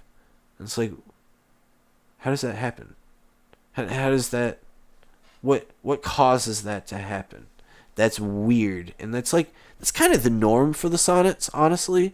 Like, your Drayton, Shakespeare's, and Daniels are kind of, you know, stand out. They're not the norm. They're guys that are very good at writing, and their other stuff may be better than their sonnets. That is not the case with every other sonneteer. Every other sonneteer that ever existed, best thing they ever did was their freaking sonnets, and they're not even as good as those other guys. But like, what is that about? Like, who are those people?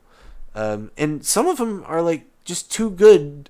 They're maybe not as good as Shakespeare sonnets, but, like, they're still really good sonnets. And, like, why are they this good and you never did anything else? No epic poem? Like, no pamphlets? There's money to be made, folks. What's happening here? And, you know, a lot of them had these, like, weird thing where they're, like, specifically plagiarizing specific French poets from the 1570s, plagiarizing certain Italian poets from the early 1500s, late 1400s, and it's very deliberate, and they're all kind of plagiarizing the same ones, but it's, to me, seems like a very concerted effort to beautify the English language, and the best way to do it is to go and steal how the other languages beautified their language, and then just translate into your own thing and try and be as creative as possible when you're doing it. That was it. And they did it with Italian, they did it with French, they did it with Latin, they did it with Greek, and they did it with a lot of them, and they went overboard. They went super overboard, and that's how you get Shakespeare.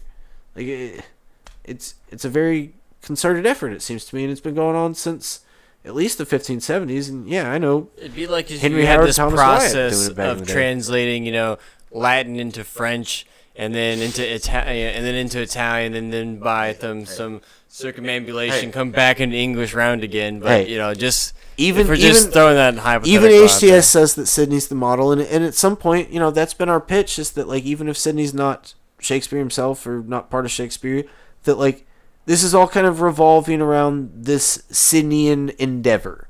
And so that's been David's pitch for Mary Sidney.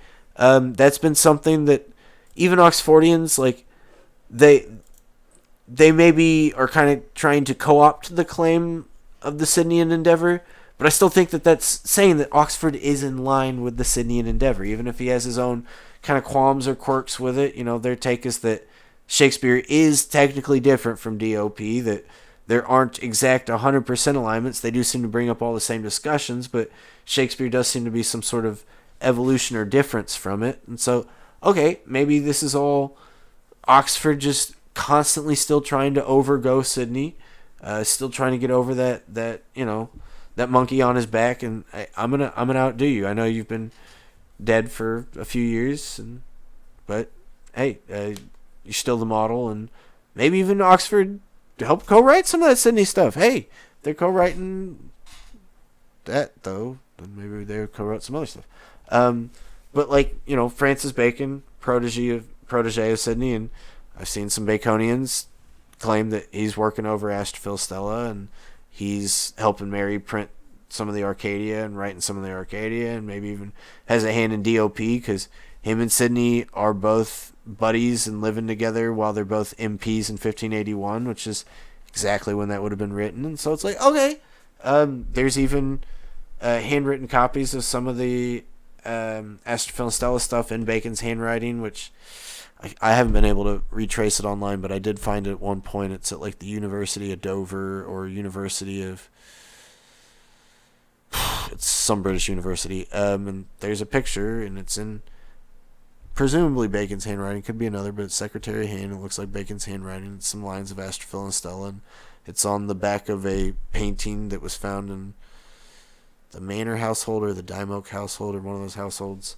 And there's other stuff. I forget the Bacon manuscript that has a lot of the Sydney letter to the Queen. And I would argue that all these are transcriptions, that they're not proof that Bacon wrote those things. But the point is, that means that he cares about what Sydney says, or that Sydney would care enough to let Bacon write it down, or there's a relationship there. Yeah. There's a closeness there.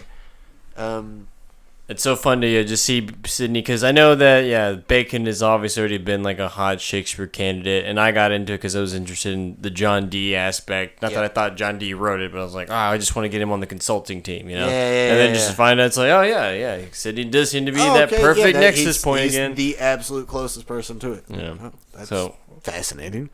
And so group theory's dead. Like, as much as we just said Sydney again. and I don't know. But Sydney needed a group. He was like, I need a group of people. It's a group. It's not just Sydney, the Sydney group. You know, it's like, we call it the Sydney in circle, right. But it's a circle. There needs to be more people who can make a circle. It's not one person alone out there, braving the tempests alone and being I'm just this solo artist and just doing all this stuff. He's like, no, I'm gathering the best minds. I want to bounce back and forth. I also want to not only heighten the idea of making this kind of team syncretization and knitting together, but I also want to enforce the sort of antagonism in between that, because HTS is saying this was a competition. There was a competitive edge to this. And, if we want to go with David's, Mary kind of taking over for that center of the literary scene, or if we want to go with, Claire, some of these Oxfordians where it's like, okay, Oxford's been doing this the whole time, but he's still not at full capacity till he's really working it over in the 90s and kind of considering and taking into account some of these Sydneyan ideas. And because of there's people no way like Nash, Harvey, Sidney, that he's having to elevate. I could see maybe that's happening in some kind of sense, or going with Mariana, where Sidney's dead, but Florio is like sort of this acolyte or protege of the Leicester Circle, of Sidney, gets Englished up by Sidney, hanging out with Bruno and Sidney, and he's working over Arcadia, and if he's literally working over Arcadia, wouldn't he be the one super prone to make some of those, be the master that writes those, Arcadia influenced lines, and then pass it on to his buddy Fulk Greville, and pass it on to his buddy Bacon, and pass it on to maybe even Mary or Nash or somebody like that. And it's like, look, all this stuff starts to add up, but it's still kind of circling around Sydney. And so I still think that he's something we just need to keep our eye on. And maybe he's probably dead. Guys, he's probably dead. It's fine. But I can't say that he's 100% dead, because that means that John Dee can tell the future. So I still don't know what to say about that. It's just... There's just so much weird orthodox, even acknowledgement of Shakespeare. I mean, we poked fun at saying Shakespeare, what's your secret? Oh, it's just Sydney's DOP, right? And I was sort of like getting into a tiff with someone on Reddit of all places about stuff about King Lear. So I was just pointing out, like, hey, the Kent is not an original character in the other versions of Lear, and Lear happens to be a reference to right. Leicester, the namesake place, not Leicester himself per se, but just that's where that Lear name comes from. And like, look, the tennis match or argument seems to be happening between this Oswald character and Kent, and I literally was like, I don't know what Shakespeare would want to do with this Sydney biography, but I'm just here's some of the things that I'm reading in it, and someone was like, no, there's no way, and Geoffrey of Monmouth's history is not even right, and it's just like, well, that's not the point. And then this person came back and they're like, well, like Lear does have a lot of references to Arcadia in it and stuff like that. And it's like, yes, you're trying to say that, why you're saying all this random stuff, but Oh no, yeah, he does. Shakespeare does seem to have a lot of Sydney stuff in it. It's Yeah. like, yes, like Yeah. So even if you are Oxford, even if you are an Oxfordian, like he's okay. Like as I'm writing this DOP and Arcadia open over here, and like what? How did he? It's just like how is he not constantly have every single Sydney letter and book and essay open for him to reference and either refute or lampoon or whatever? But if you're that hyper focused on constantly doing that, then it's like, okay, well, your guy's obsessed with the other guy. And that's a whole other psychological thing you'll have to rectify or explain so that's away. why, or it's some other thing that's happening. And so it's... If that's the Oxfordian, we're still taking that. But, like, I think that criticism holds true of pretty much everybody other than Mary. Like, Mary's the only one that I could see being that obsessive. Like, at some point, like, I don't think Bacon would be that obsessive. We'd have to go into some more complicated thing, like he's co-writing Sydney or something, right? Or, which I'm still not a fan of that stylistically. And Zantlo said Bacon was Dr. John Dee. I decrypted that a couple years ago. Jake Roberts has independently announced the same. And so I know you, Jason, Jake, and a few others have. Ben guitarist, several of you Baconians have brought that up, and I'm still not a cryptographer, and so I won't discount that by any means, but I think that there's maybe some nuanced in between that can maybe compromise those views, because what Brady and I have is, we have an actual manuscript from John Dee that is, dated to earlier than when Bacon's supposed to be writing it, and it is talking about Philip Sidney, and if that is supposed to be, Francis Bacon writing that, then we have to kind of just explain exactly why the dates are what they are and why he says what they say, and maybe that could go explain why and how John Dee does tell the future with predicting Philip Sidney's death, but like, why exactly place it in 1569? Why say the, exact astrological and astronomical things that are said? Seems to me that Francis Bacon would not want to ever talk about astrological predictions if I'm, going on our interview with John Michael Greer correctly. And so what maybe I would like to suggest for this, I don't want to discount your cryptographic reading, but I do want to say that there is some alchemist named John Dee that is actually helping raise and rear and edify and educate a young boy, Sidney, over in Kent that is actually friends with the Dudley and Sidney family. But at some point, maybe that man does die, and all this kind of later espionage, empire building stuff could be Francis Bacon taking up his old childhood tutor and his buddy Philip Sidney's childhood tutor name and using that as his spy handle. But I don't know if I want to say that 100% of everything we know about John Dee, including Philip Sidney's upbringing, was done by Francis Bacon. So yeah, I don't know. Maybe sound off in the comments later, or shoot us an email about that, because that's something that I've been a little like, okay, look, I'm cool. I'm game for questioning a lot of these people, right? But if we're going to say that, we have to kind of explain what that entails for some of these other documents and what that means. And so that's something that I'm still trying to figure out how to resolve and kind of rectify and integrate into our own kind of framework of thinking. Because I do want to link up with you guys over with Jake, because I think y'all are like clearly building something here, and I do think that it's significant that y'all are coming across and coming up with a lot of the same hypotheses that Brady and I are coming up with in a total different methodology. Like, that's when you know something may be kind of good. Because it's like, we come up with a wacky theory that Philip Sidney faked his death, and then we have another Baconian that, yes, Philip Sidney faked his death and became this other dude or whatever, right? It's like, wow. You guys and Jake had no idea that you're anyone the only would ever, ones, pitch anything like that. And I do think that, like, there's something compelling about him. Yeah, there's some weird, like, we haven't quite figured out the overlap, square footage yet, like how that works. Maybe that's because we haven't looked into enough Bacon or cryptography, but I don't think that's the whole picture, and I want to maybe just hammer out some more of this literary stuff before we start linking up with you guys. But that,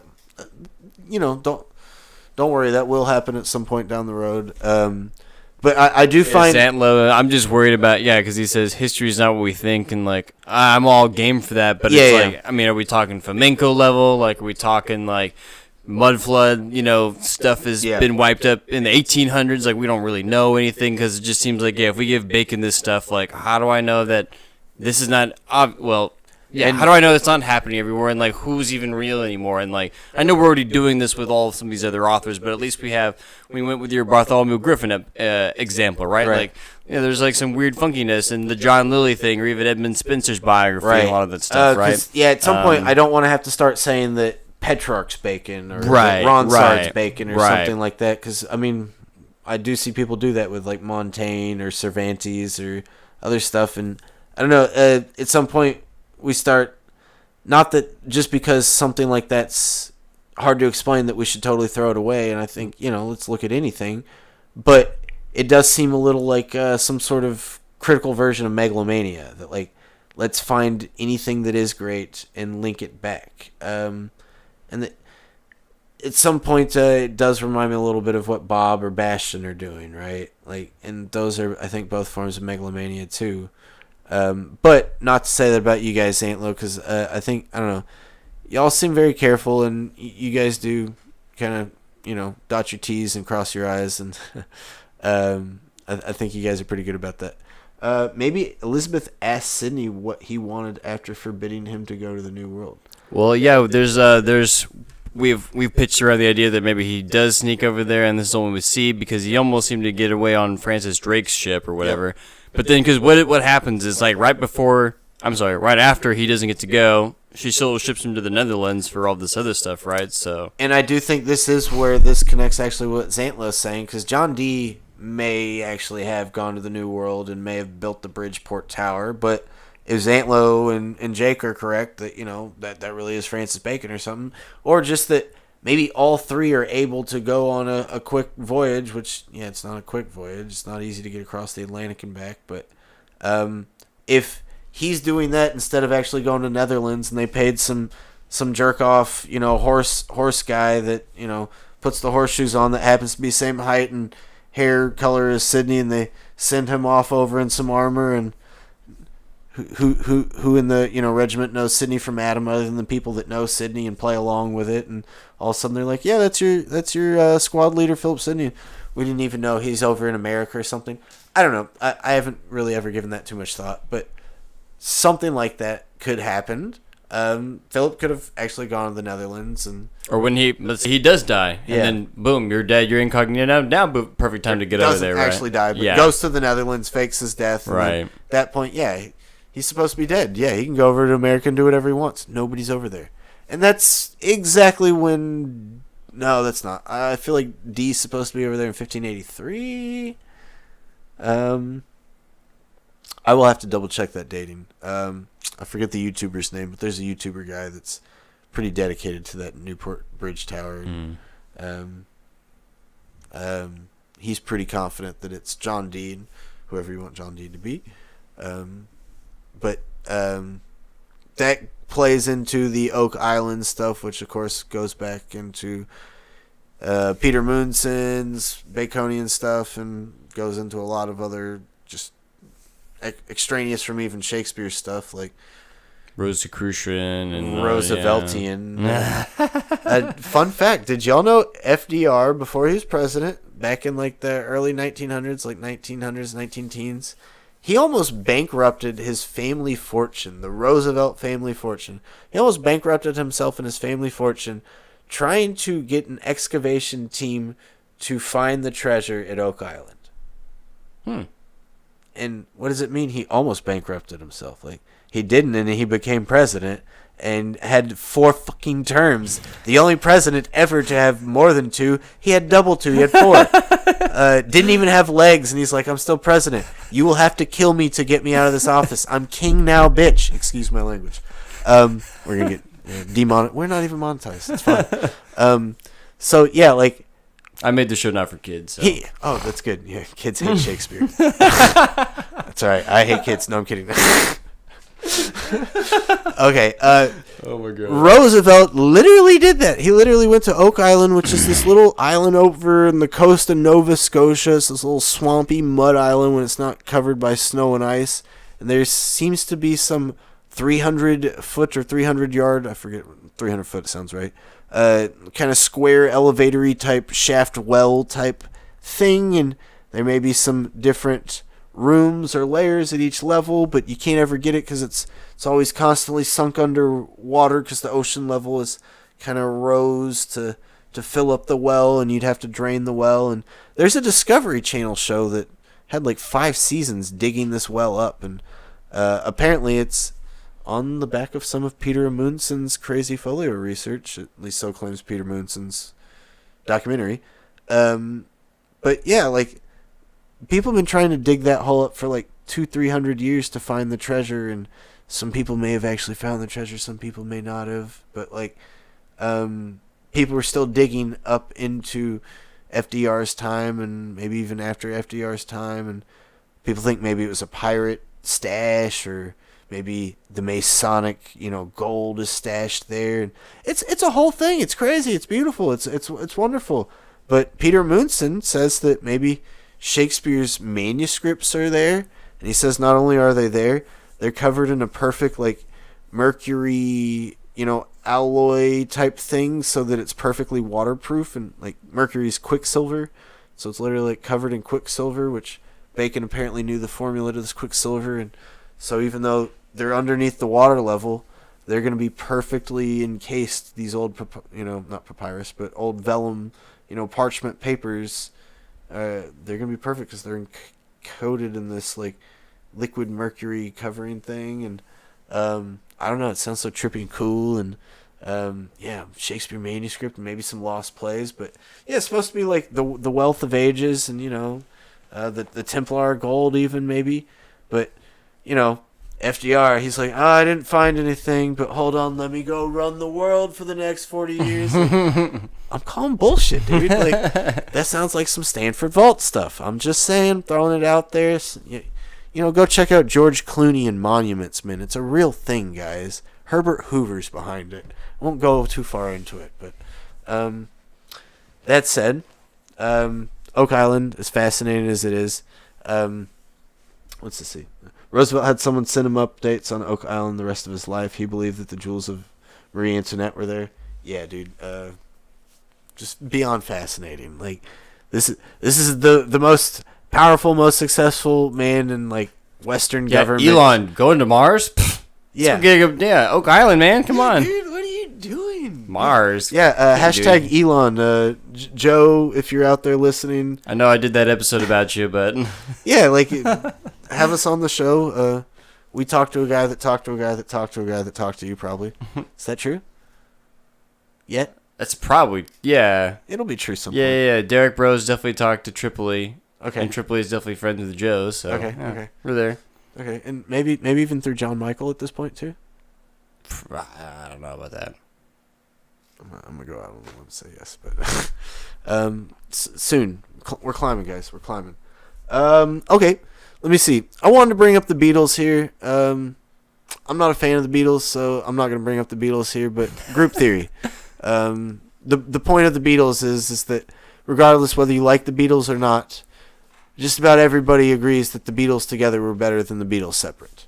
So anybody that says that people getting together cannot make something better than themselves, they're like, oh, but making music isn't like making poetry. Or if you do, then you get one good thing. Yeah. Melville. He's known for Moby Dick. Sure. Yeah. The Scribner book or whatever. Sure. Yeah, I like Moby Dick. That's it. He's not got Moby Dick and all of Charles Dickens stuff and Edward Allan Poe. Oh, he also wrote some comedy too. Like, no, it's not like Shakespeare where he's got like it's just the tons of stuff and tons of genres and tons of. It's so dense. Not even just that it's like one dense thing, because any one of those big Shakespeare plays would be pretty dense. Like, oh, that's the guy who wrote Macbeth. Like, maybe that's a good way to put it. That like, if we only had Macbeth, we'd still say Macbeth is the best play of the era. We'd say whoever wrote Macbeth's the best playwright.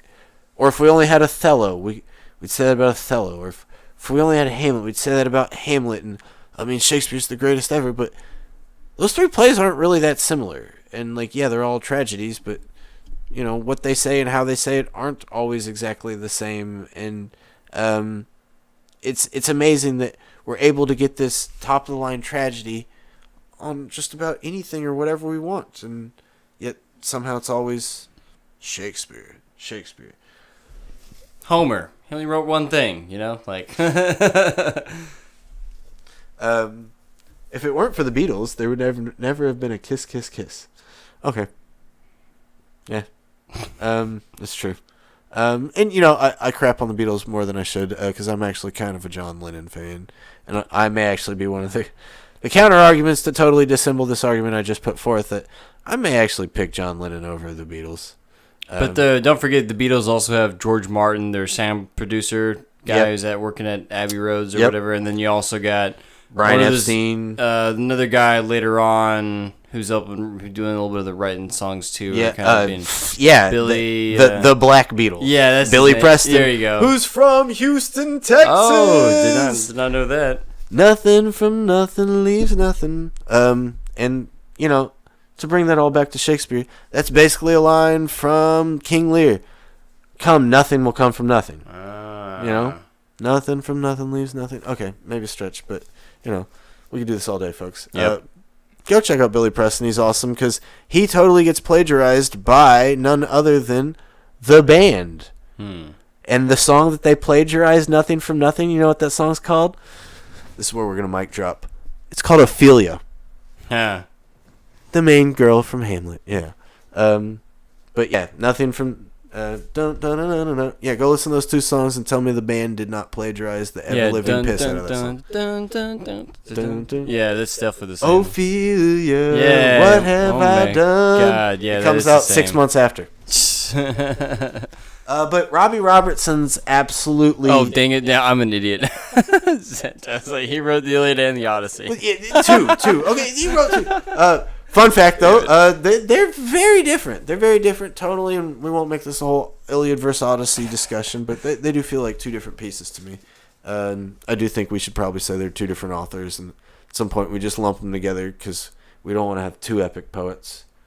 We don't want to remember, that's already a problem for drama. We don't ever remember Sophocles or Euripides or Aeschylus because that's three people. You don't want to remember three people. If it was just one, we'd call them the Greek Shakespeare.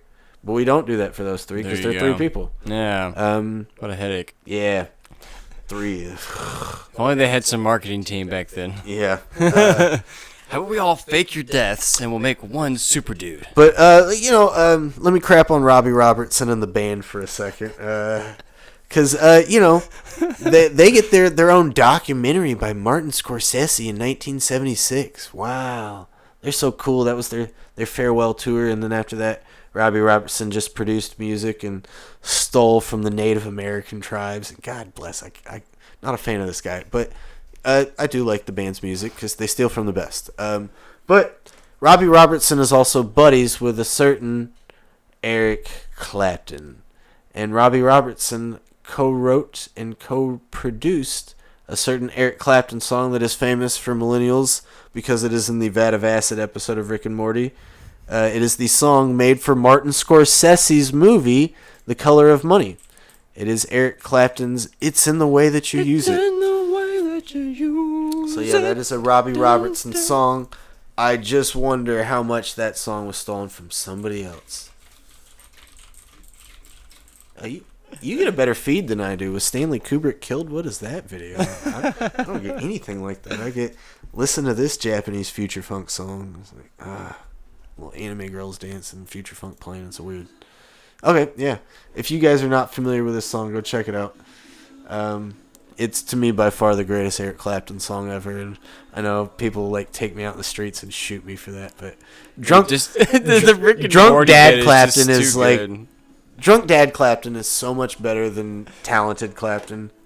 Because Talented Clapton's evil and heartless, and you can hear it in his music. You can hear it in his guitar playing, but I don't know, dude. Listen to the sadness in this song. He's just he's crying out for help. You don't hear it? That is a man deeply addicted to cocaine and alcohol, but is off of it and is deeply depressed because of it. Listen to it. It's in it. All right, we're spiraling off into a deep abyss here, folks. But you're getting a little deeper into my psyche now. But the point Slow is, down there, Hamlet. yeah, touche. All right, that was a good Shakespeare reference. Appropriate use of a Hamlet reference. But the point being that there are authorship questions all around you. There are connections all around you. You didn't think that we'd connect Billy Preston, Beatles, to the band, to Eric Clapton, to Shakespeare 2 or 3 times over, but you can and you will. Because also remember, we're sitting here saying that Shakespeare's probably written by a bunch of dudes from the Henslow Diary, most popularly Thomas Dekker. Oh man, I'm so glad you brought that up. I knew you were doing No. it. I did it before you started typing it, though. I knew that I'd kick you into doing it. The Beatles have a song called Golden Slumbers from their Abbey Road album. And yeah, it's Do you Thomas know who Dekker. wrote this song? It's not Paul McCartney. It's not John Lennon Lennon. McCartney. Yeah, it's not that other guy that.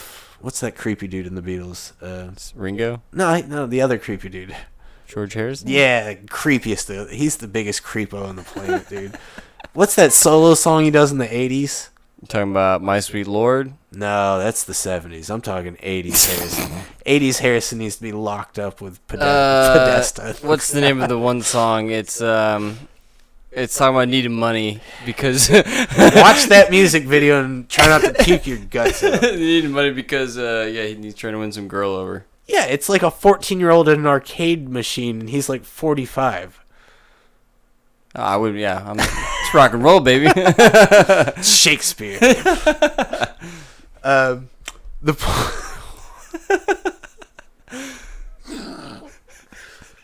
Where were we? Oh, the point being, Golden Slumbers is a piece of poetry written by Thomas Dekker, and they took the exact Dekker poem and turned it into a song. And Dekker is who we think is writing a lot of Shakespeare. Maybe a lot of the so-called early versions of Shakespeare, or the raw versions of Shakespeare. Or maybe just an influence of Shakespeare, or influenced by Shakespeare, or both. But very closely related to Shakespeare, if not Shakespeare himself. So, we can keep going back and forth between this, guys. You think we're stretching, but we're really not. His Bentley creeps. Yeah. And let me see. Ringo's the only one still living, right? Paul's still alive. Yeah, I mean, Paul's still alive. Thank you. Like, you have the Abbey Road page up right now, and you're gonna say that. Okay. To all our to Evie. I don't know if any other viewer is catching any of this, but Evie, I know you're like, this is gonna be your favorite episode. But you guys have been awesome in the comments section. Brady, how much more you want to rattle off? Any other ideas? Maybe do some quick shout outs, maybe drop some marketing ploys, the Wizard Plays class, or book club, or that kind of stuff. You can check out all of our links down below in the description. We have our links to our Areopagus book club, where we just finished up reading. Oh, we didn't go into that. Troilus and Cressida. Yep. We just wrapped up also Timon of Athens just prior to that. And then before that was King Lear. And so we're going to be moving right along, having really stimulating, weekly meetings every single Sunday. It's been a really good time. And if you're interested in joining, I think we're doing Coriolanus next. So I think that was kind of the loose idea for the next one.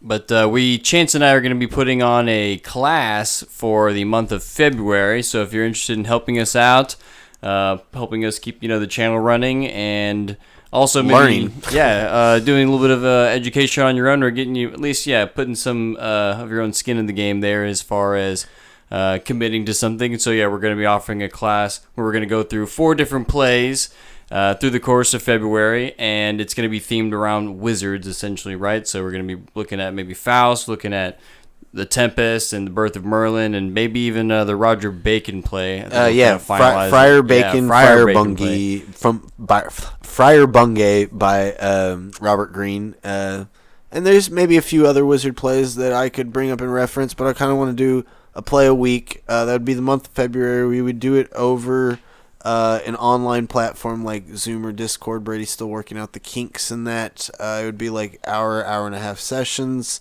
Could do Q&As, have some assignments.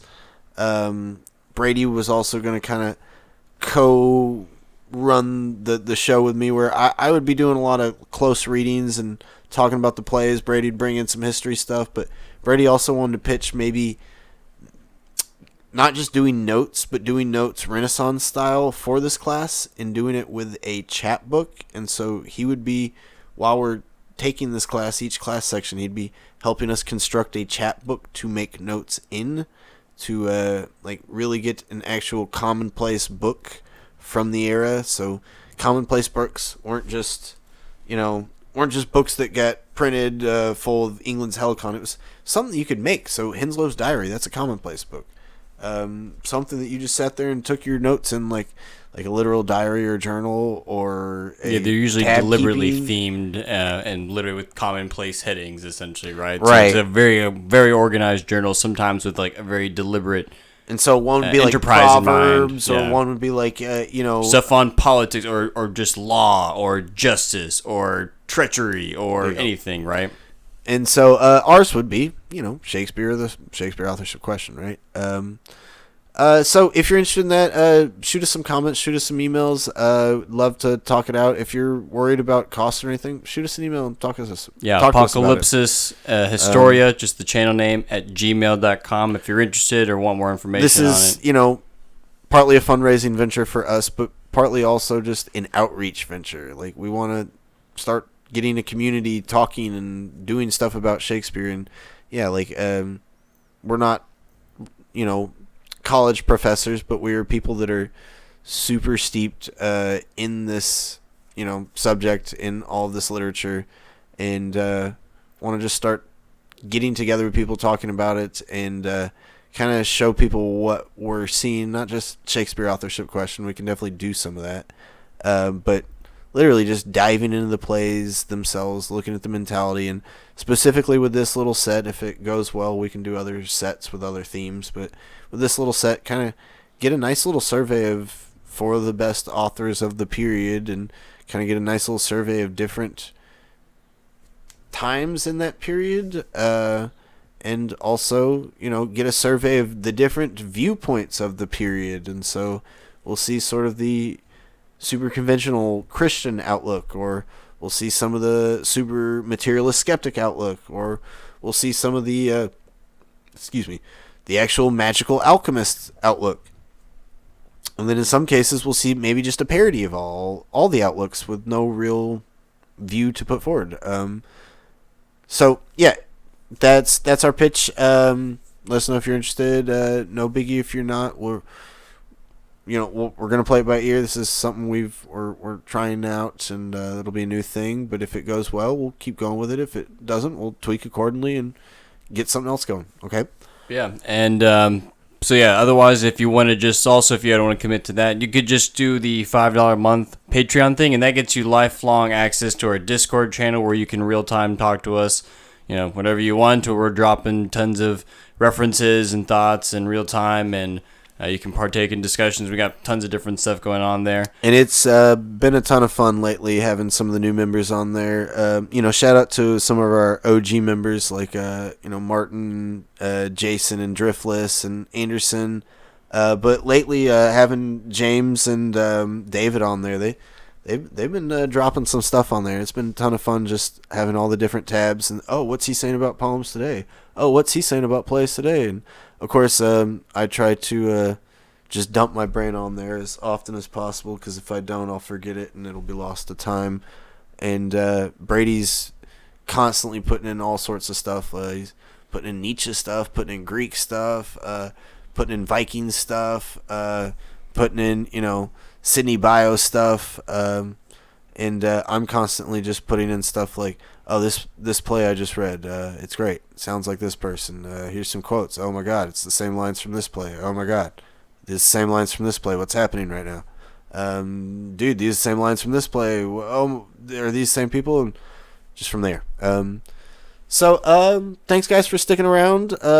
Martin, yeah, thank you for the kind words, saying that I take all of Brady's advice about the supernatural, and said that thank you both of us for making him feel smart. So, yeah, super Martin, appreciate. Martin, you're awesome, man. Hyperborean knowledge. Yeah, my shout man. out. Thanks for popping back in. It was awesome having you last time on the live chat, and so glad you're sticking around, man.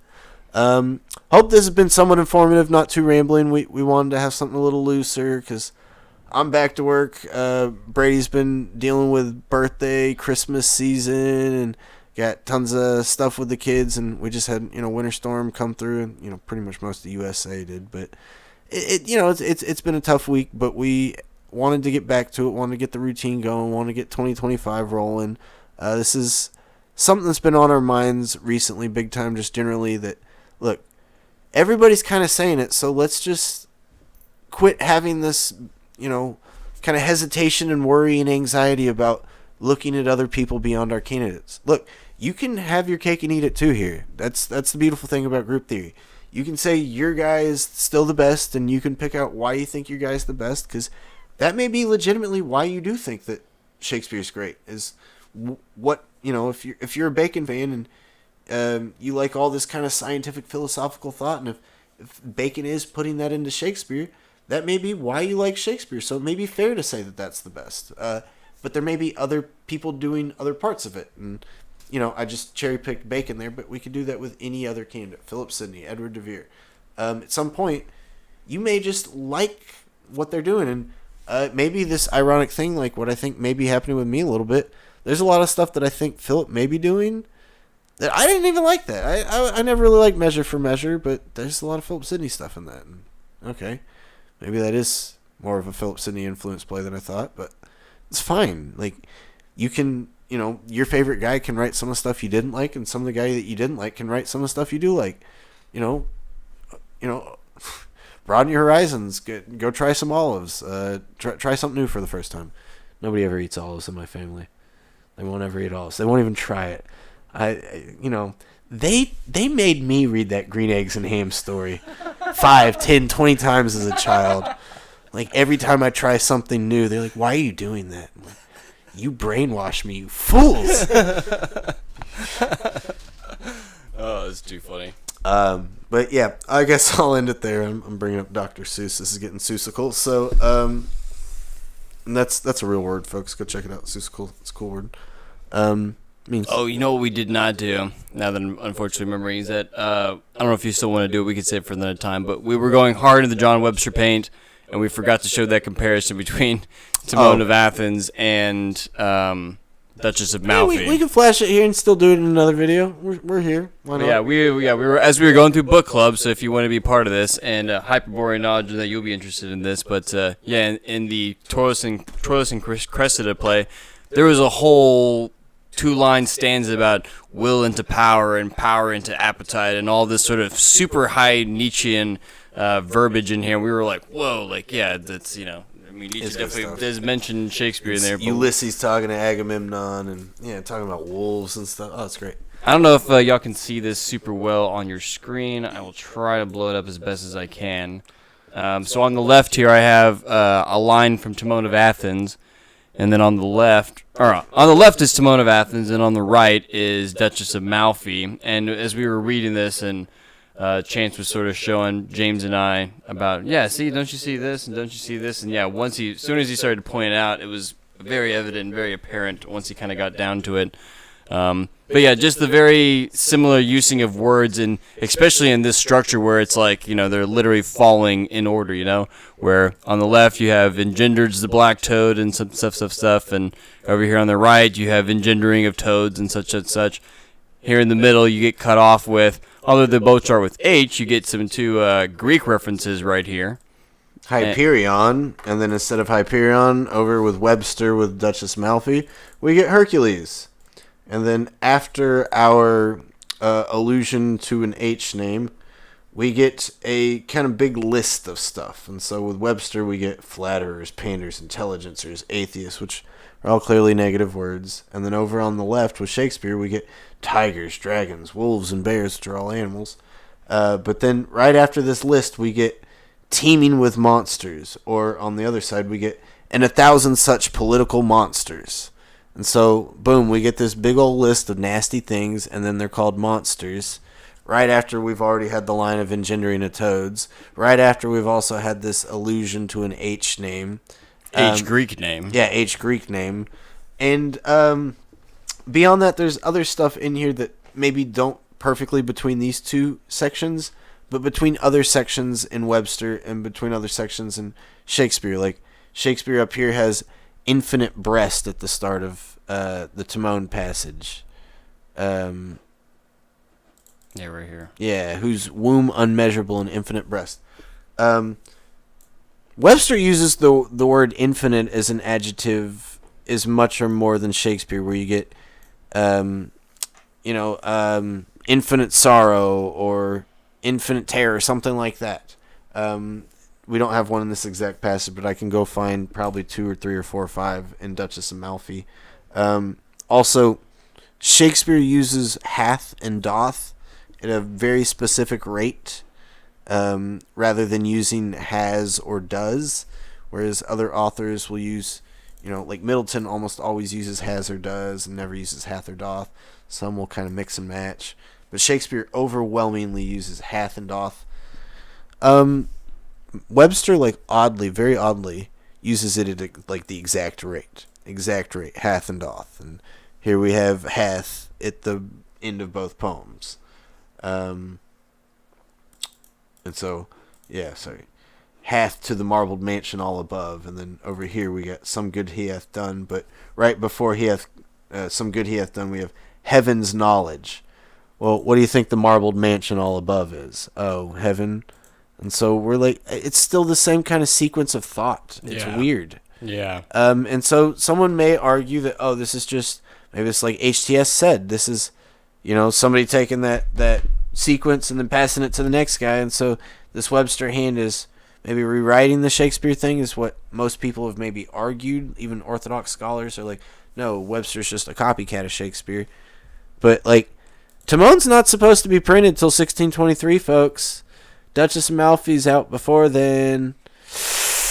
Got an authorship question. Same thing with folks. Macbeth too, with Macbeth too. Yeah, with Macbeth too. Oh, what's happening here? And oh no, what's happening?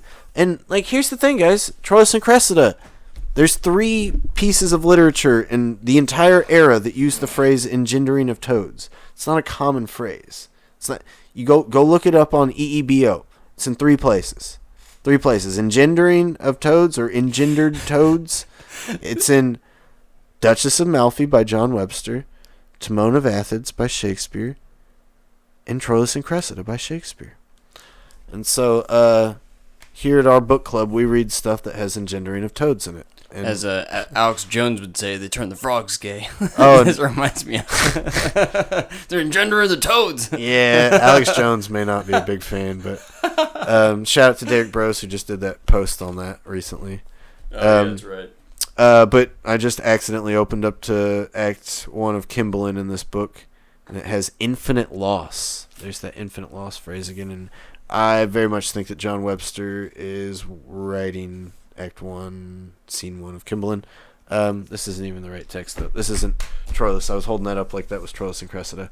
But the point is, in Troilus and Cressida, there is also a line that has the engendering of toads, and perhaps that is also the Webster hand working that play over. I don't think that is the Webster hand writing that play, though. I think that is Webster working it over. But let's just talk about Henslow for one darn second here. Henslow's diary tells you that in 1599, a little old man named Thomas Dekker and a little old man named Henry Chettle got together for a certain amount of pounds, 4 or 5 pounds each, by Henslow paying them. I'm going to pay you to do this. And they wrote the play Troilus and Cressida together. And people acknowledge, they wrote that play, Troilus and Cressida. Yeah. People don't acknowledge that it's the same play as Shakespeare, which is really weird. Because we don't have the Dekker and Chettle play to confirm or disconfirm it. And they say, odd. Well, here's the thing, though. There is a guy that said there was another Troilus and Cressida play out there, and he was describing it, and it sounds different than the Shakespeare play. And it's like, oh, did that guy say that it was Decker and Chettles? No. Did that guy date when he... No. But it is probably Checker and Dettles. You don't know what you're talking about, you stupid Folger Library people. They don't know what they're talking about, though. Specifically with that play. Not everything, but that play, they're bullcrapping. So I genuinely think that it was a Chettle and Decker play, and that someone like John Webster and maybe his old buddy John Marston that he's writing a few plays with at that period in time, or just hanging out with, they get together and they work over that play. And then, pray tell, where was John Webster working in 1609 when Troilus and Cressida played for the first time for the theater? Who did John Webster write for? Was it the Kingsmen, which is where Troilus and Cressida was played for the first time in 1609, as it is printed on the page of Troilus and Cressida Quarto A? Yes, it is. That is exactly where John Webster is working. It's funny you asked that, Chance. What a good question. Why hasn't anybody else asked that? Another good question, Chance. Keep adding them up. Sorry, guys. To bring it back to Russ Cole, better start asking the right effing questions. Yeah, no joke. And yeah, bringing it all back to Nick Pizzolatto. Or bring it back to Nietzsche. Oh, that would bring it back to Nietzsche. Why do I ask such good questions? Yeah, there you go. There you go. Yeah, and yeah, these are the questions that people are not asking and they're dodging. And I'm definitely not going to go too far into it today, but I'm just going to bring up Cyrus Hoy for 1 second. Cyrus Hoy is kind of the god of Elizabethan attribution. He's the only guy that was able to do it without computers. Every other guy that tried to do it without computers may have got lucky for one or two things. Cyrus Hoy was able to do it for a whole canon of work without computers, and he was able to just like X-ray vision these plays and like see contractions in different places, and it's like, those aren't the same contractions as those plays, and oh my god, John Fletcher is actually Francis Beaumont, Francis Beaumont's actually John Fletcher, but no, what he figured out is that Francis and Beaumont, Fletcher and Beaumont's plays are printed as Fletcher and Beaumont, but they're not all Fletcher and Beaumont. There's plenty of Massinger in there. Philip Massinger, who was maybe writing for Philip Herbert, maybe even writing with Philip Herbert or something. I don't know. But Philip Massinger is writing a bunch with Fletcher and Beaumont. Let's see. Middleton's in there a bunch. Let's see who else. Chapman and Johnson maybe even in there, because Fletcher and Beaumont maybe have worked over a Chapman and Johnson play. But guess who else is? William Rowley's in there, which William Rowley co-wrote with Middleton a bunch. William Rowley's the one that wrote Bertha Merlin. But guess John Ford's even in there. Guess who else is in there? John Webster. John Webster co-writes with Fletcher. That's fascinating. But didn't we just say that the two noble kinsmen was Shakespeare and Webster writing together? Oh. Sorry, Shakespeare and Fletcher writing together? Yeah. So maybe that's just Webster and Fletcher writing together. And so when people are talking about that late Shakespeare and they're talking about that hand flexing, it may just be John Webster, guys. But there are some things that throw that into disarray. And those three things are named John Marston, Ben Jonson, and Michael Drayton, and we don't have to go too far into them now.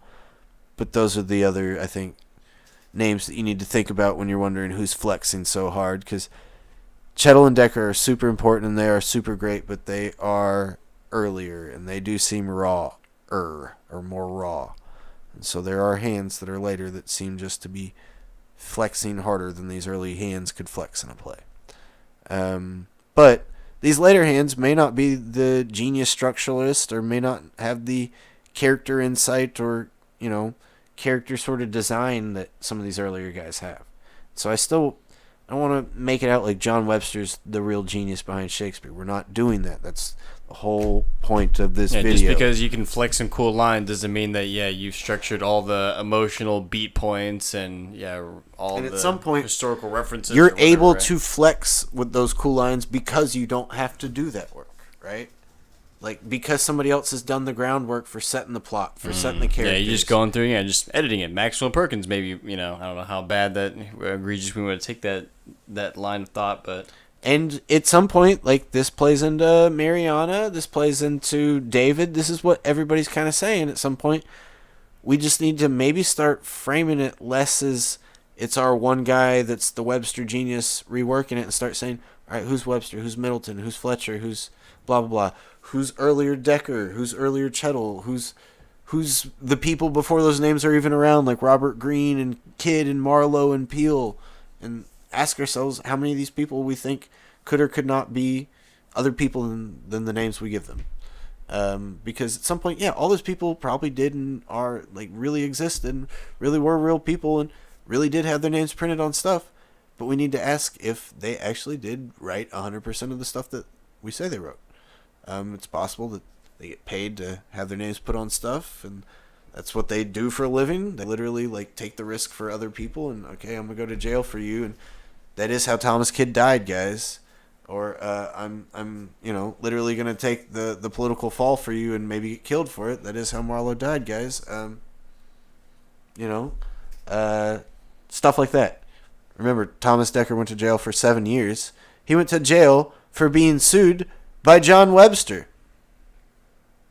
Fuck's happening here, guys? Like, I don't know. Okay. Yeah, I guess we'll leave it there. We already tried to say goodbye earlier, but I guess we'll slowly wrap this back up again. So yeah, that's an excellent question, Vet Stadium. I won't linger on it too long, but Stratford Man, is he real? Is he not? That's an excellent question. I think that's completely up for grabs. David, with his own take, has been like, look, there's probably a businessman back in Stratford doing this stuff, but there's no actual actor in London that's connected to the Stratford Man, that kind of thing. That interpretation's open. There's also the interpretation that Stratford's really an actor, but he's clearly not the man writing behind Shakespeare, and so he gets to kind of front man it, like maybe sort of like Anonymous points out. And then, there's people that say, dude never existed at all. This is all just kind of ex post facto, putting together false documents, maybe like some of the Baconians claim. And so I think all that's up in the air. I don't have an exact take on it too much, other than I'm not too interested in doing too much Stratford debunking. Like, I'm kind of, literally post-Stratfordian. And I'm just at the point where I can't really answer Shakespeare with Stratford.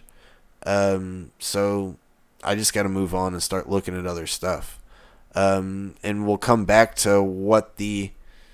and it's a weird thing to say, like, what do you mean? You're looking at Shakespeare without looking at Shakespeare? But yeah, like, I don't really care what the name on the text is. We'll come back to that at the end. I care about what the words are in the actual story. I care about the words are in the actual poem. I want to make sense of the actual texts themselves. I think that that's why they're important. That's why we care. We don't care because the characters' names. We don't care because the author's name on the page. We don't care because the way that it's printed. We care because the stories are that good. The poetry's that good. The language is that good. And so if it's those things that are that good, that's what I need to question. That's what I need to look into. So maybe that helps. I know Vet, you're a big fan of Bob, and if you watched or go back and watch some of this video, not been super fan of Bob, but I do think that you're right to say that DeVere is in on this, and I do think that it's awesome that you popped in on a group theory video. So thanks for doing that, man. Thanks for sticking around and still giving us a shot. And yes, red herring indeed. Red herring is a perfect word because it's so much wrapped in that University Wits, Nash, Green stuff. And, we got our own red herring video talking about Nash and tying it back to some Orthodox theories as well from Thomas Merriam, stuff like that. That said, thanks, guys, for popping in. This has been actually really, really, really cool. Having Mary Sydney folks, having Bacon folks. Oxford folks. Didn't get to see Abzu or Mariana or any Florians directly live, but I know some folks, maybe Gianpaolo might be able to show up later on a rewatch. So I don't know, guys. We need to start linking together. I know we're all at odds with each other, but our people, the people that we think so highly of, they all knew each other. they all knew each other very, very well, very closely, and maybe they didn't all always like each other, but there's a semblance of, like, I don't know, that they're maybe not all exactly equal-minded, but they're all really incredibly talented, important individuals for that era, and they seem to understand that about each other. They know they're important. They know that they're important to each other. So yeah, just, remember, Francis Bacon's uncle is William Cecil, who's, Edward de Vere's father-in-law, who was almost Sidney's father-in-law, but Sidney did stay at the Cecil household while he was visiting Oxford at times, and you also have Mary Sidney, who's maybe having some relations with Bacon, as some people have suggested, or maybe not, but maybe it's a rival of Bacon's, or maybe not, or maybe Bacon's just really good buddies with her kids, or maybe not, or maybe there's Florio, who's working for all of these people at one point or another, or maybe there's, so you see, guys, like, this world, it's small, and there's a reason we're looking at all these select names. So there's a reason all these same names keep popping up. It seems like there is sort of a group that we're looking at, and maybe we can argue about who's the greatest mind of it, or who's the originator, or who wrote which word, and that's what we definitely need to do. But let's not be dismissive of each other anymore, guys. This is, like, definitely, and I know I sat here and I was super dismissive of Bob this entire video, but I'm dismissive of Bob specifically because he will not acknowledge any other candidate.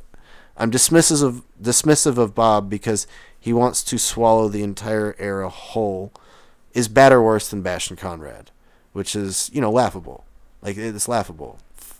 3,000 pages of a book, and it's laughable. Like, dude has his own wiki page, has been on, like, MSNBC and that kind of stuff, and he wrote a laughable theory. And, attack me till the cows come home. I would love to spend my free time defending myself. Like, give me a reason. So, that said, so subscribe, and we'll get Chance on here to like, straight up. Like, if we'll put him in a ring, folks. Look, if you want to see this if happen, we got to do a video, Bob, like, because we did one before he gave us the book, but and trying to be in good faith, we don't want to like have him and fork he was over his super nice book. about it, Yeah. and he gave us the book for free, and he's awesome for that, and he's incredibly well read, and incredibly thoughtful with some of his stuff. But the framing together of all of his facts into what he thinks is a cohesive theory, it's bad, guys. It's really patchwork and post hoc and ad hoc and an unbelievable amount of special pleading. And like, I don't know, there's even like weird numerology to it that he says that De Vere had exactly 154 different voices. Oh, I wonder why that number is significant in Shakespeare. Like, dude, that's already, like, just immediately, that's the first fact in the book, and, like, I'm already sussed out. So, that said, I didn't want to turn this video into that either. But, as I said earlier in the video, De Vere's part of this. And De Vere may be one of the earliest voices in this, and maybe one of the most important foundational voices in this. And as much as he may be influenced by Sidney, it may be the other way around as well. So, or even instead. So I'm open to all those ideas, but I need to not ignore these other things. We need to absolutely explain what his relationship is and try and be very, open, deliberate, honest, and thorough about what and how De Vere is interacting with these other Shakespeare candidates and what their role is or isn't on the scene, because getting a little sick of, these people weren't anywhere near the scene, but De Vere was totally ensconced in it. Sick to death of it. Sick to death of Dorothea Dickerman saying stupid stuff about Sidney's poetry. Guys, we need to move on. It's 2025. Like, we're a quarter of the way into this century. We need to quit pitching Ogburn stuff from 1984. It's been 100 years since HTS Forest now. Like, we're over 100 years since HTS Forest. We're over a year since Loney. We're over 100 years since, we're getting to 100 years of Gilbert Slater. Why isn't anybody talking about Gilbert Slater? Who's Gilbert Slater? He was maybe one of the third or fourth most important Oxfordians of the time of Loney and Percy Allen. Like, he is one of the big guys starting the Oxfordian Shakespeare Fellowship. And Gilbert Slater was a group theorist, and he's the first person to include Mary Sidney in a theory. So, like, can we get back to that? Why? Yeah. And that was, 1937? He's big time. He lived in India. He was part of the colonial British stuff over there, but he's a big time Shakespeare doubter, wrote a bunch of stuff, and was an Oxfordian. You can't find that book anywhere. So that's your next project. I know you found me Dyer's Hand. But, yeah, Gilbert Slater, that's the next one. But yeah, folks, can we get back to that where we can start talking about these people together because they're not disconnected? And I know it gets scary because there's a lot of people that are connected, and like, do we need to consider them too? Yeah, probably. Like Walter Raleigh, what's he doing? Henry Percy, what's he doing? Henry Percy's brother, like William Percy, what's he doing? Like what are all the Harvey brothers doing? What's some of the other girls in this scene? Not just Mary Sidney, but like, I don't know, Mary Sidney's niece, Amelia Bassano, some of Mary Sidney's other nieces, like Anne Clifford or Lucy Bedford, or those ladies are hot stuff in their day. People are big into what they do and what they say. They're kind of the Kim Kardashians of their era. Might it make sense that they have a lot of time and stuff on their plate? Which I know, yeah, Kim Kardashian would never write a lick of poetry. Like, I don't think she can say her ABCs. But I do think that yeah, some of these ladies of this time that are hanging out with Mary Sidney, there's no way that they're watching Mary Sidney flex like this, and they're like, I'm not going to do anything like that. No, as soon as Mary does it, everybody's going to want to do it. So there's a lot of folks here. How much more should I rant? Is this it? Like, you just want to cut me off when we go to technical broadcasting, technical difficulty? I might get my cane over here and just yank him off screen. Well, maybe if the subscriber counts go up if he talks more about Bob Proctor. No, yeah, Sidney's brother. Thank you, Robert Sidney. That's another one that's super another rabbit hole underlooked, because everybody loves Philip and Mary, and they're both incredibly famous for doing their literary stuff. But Robert actually did go do all the stuff that people thought Philip was going to go do. Kind of Secretary of State figure, heir of Leicester, and have kids that are these super literary progeny and all that. Robert actually did that.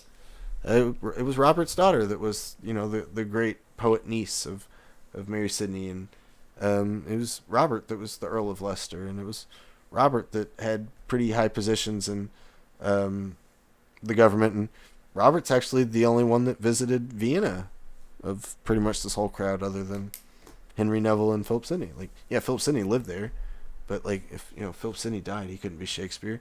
Who else went to Vienna to maybe write some of that stuff in Measure for Measure? Robert Sidney and Henry Neville went there. No De Vere, no Bacon, though. But as Ron Raffel has brought up to me, he's like, Chance, how much Vienna knowledge is actually in that play, and how much is it just like bringing up Vienna randomly? And I'm like, that's a good question. I don't really know enough about Vienna to make a heads or tails of that, so I should probably cool my jets on all the Vienna claims. But it is the play about Vienna, and that is where Sidney went. So, and not just went, but that was the important place to Sidney. That's where he lived for like a year. That's where Hubert Lang's from. Longuet is from. That's where Sidney got plague and almost died, or not plague, but got sick and almost died. Longuet helped him nurse back to health. That's where he went before Italy and after Italy. So, and yeah, it's only in Measure for Measure. You don't really get too many Germanic, locales in Shakespeare. It's usually Italianate, or every now and then French or English. Very true. All right, y'all. Well, it's getting late over here. Yeah, we have that was an epic long stream. I think that if you got here to the end, if we didn't put enough arguments to firmly squash solo authorship in the Shakespeare canon, then maybe you need a second dose. But otherwise, we can always come back and let's. Point is, like, it's not about who's right. It's like let's get a discussion and start like saying, okay, let's quit worrying about other people's weaknesses and just see how their strengths can play into it. Right. And then we'll come back and be a little more critical later, Yeah. But yeah, I thought, hope you enjoyed the stream. We certainly did. Thanks for all the commenters. Thanks to all of our Patreon members. And to everyone that has subscribed and comments on the channel, we super appreciate it. And otherwise, have a good evening. Don't forget to not look for too much Ovaltine clues. Nullius in verba, and have a good one, y'all. Bye-bye.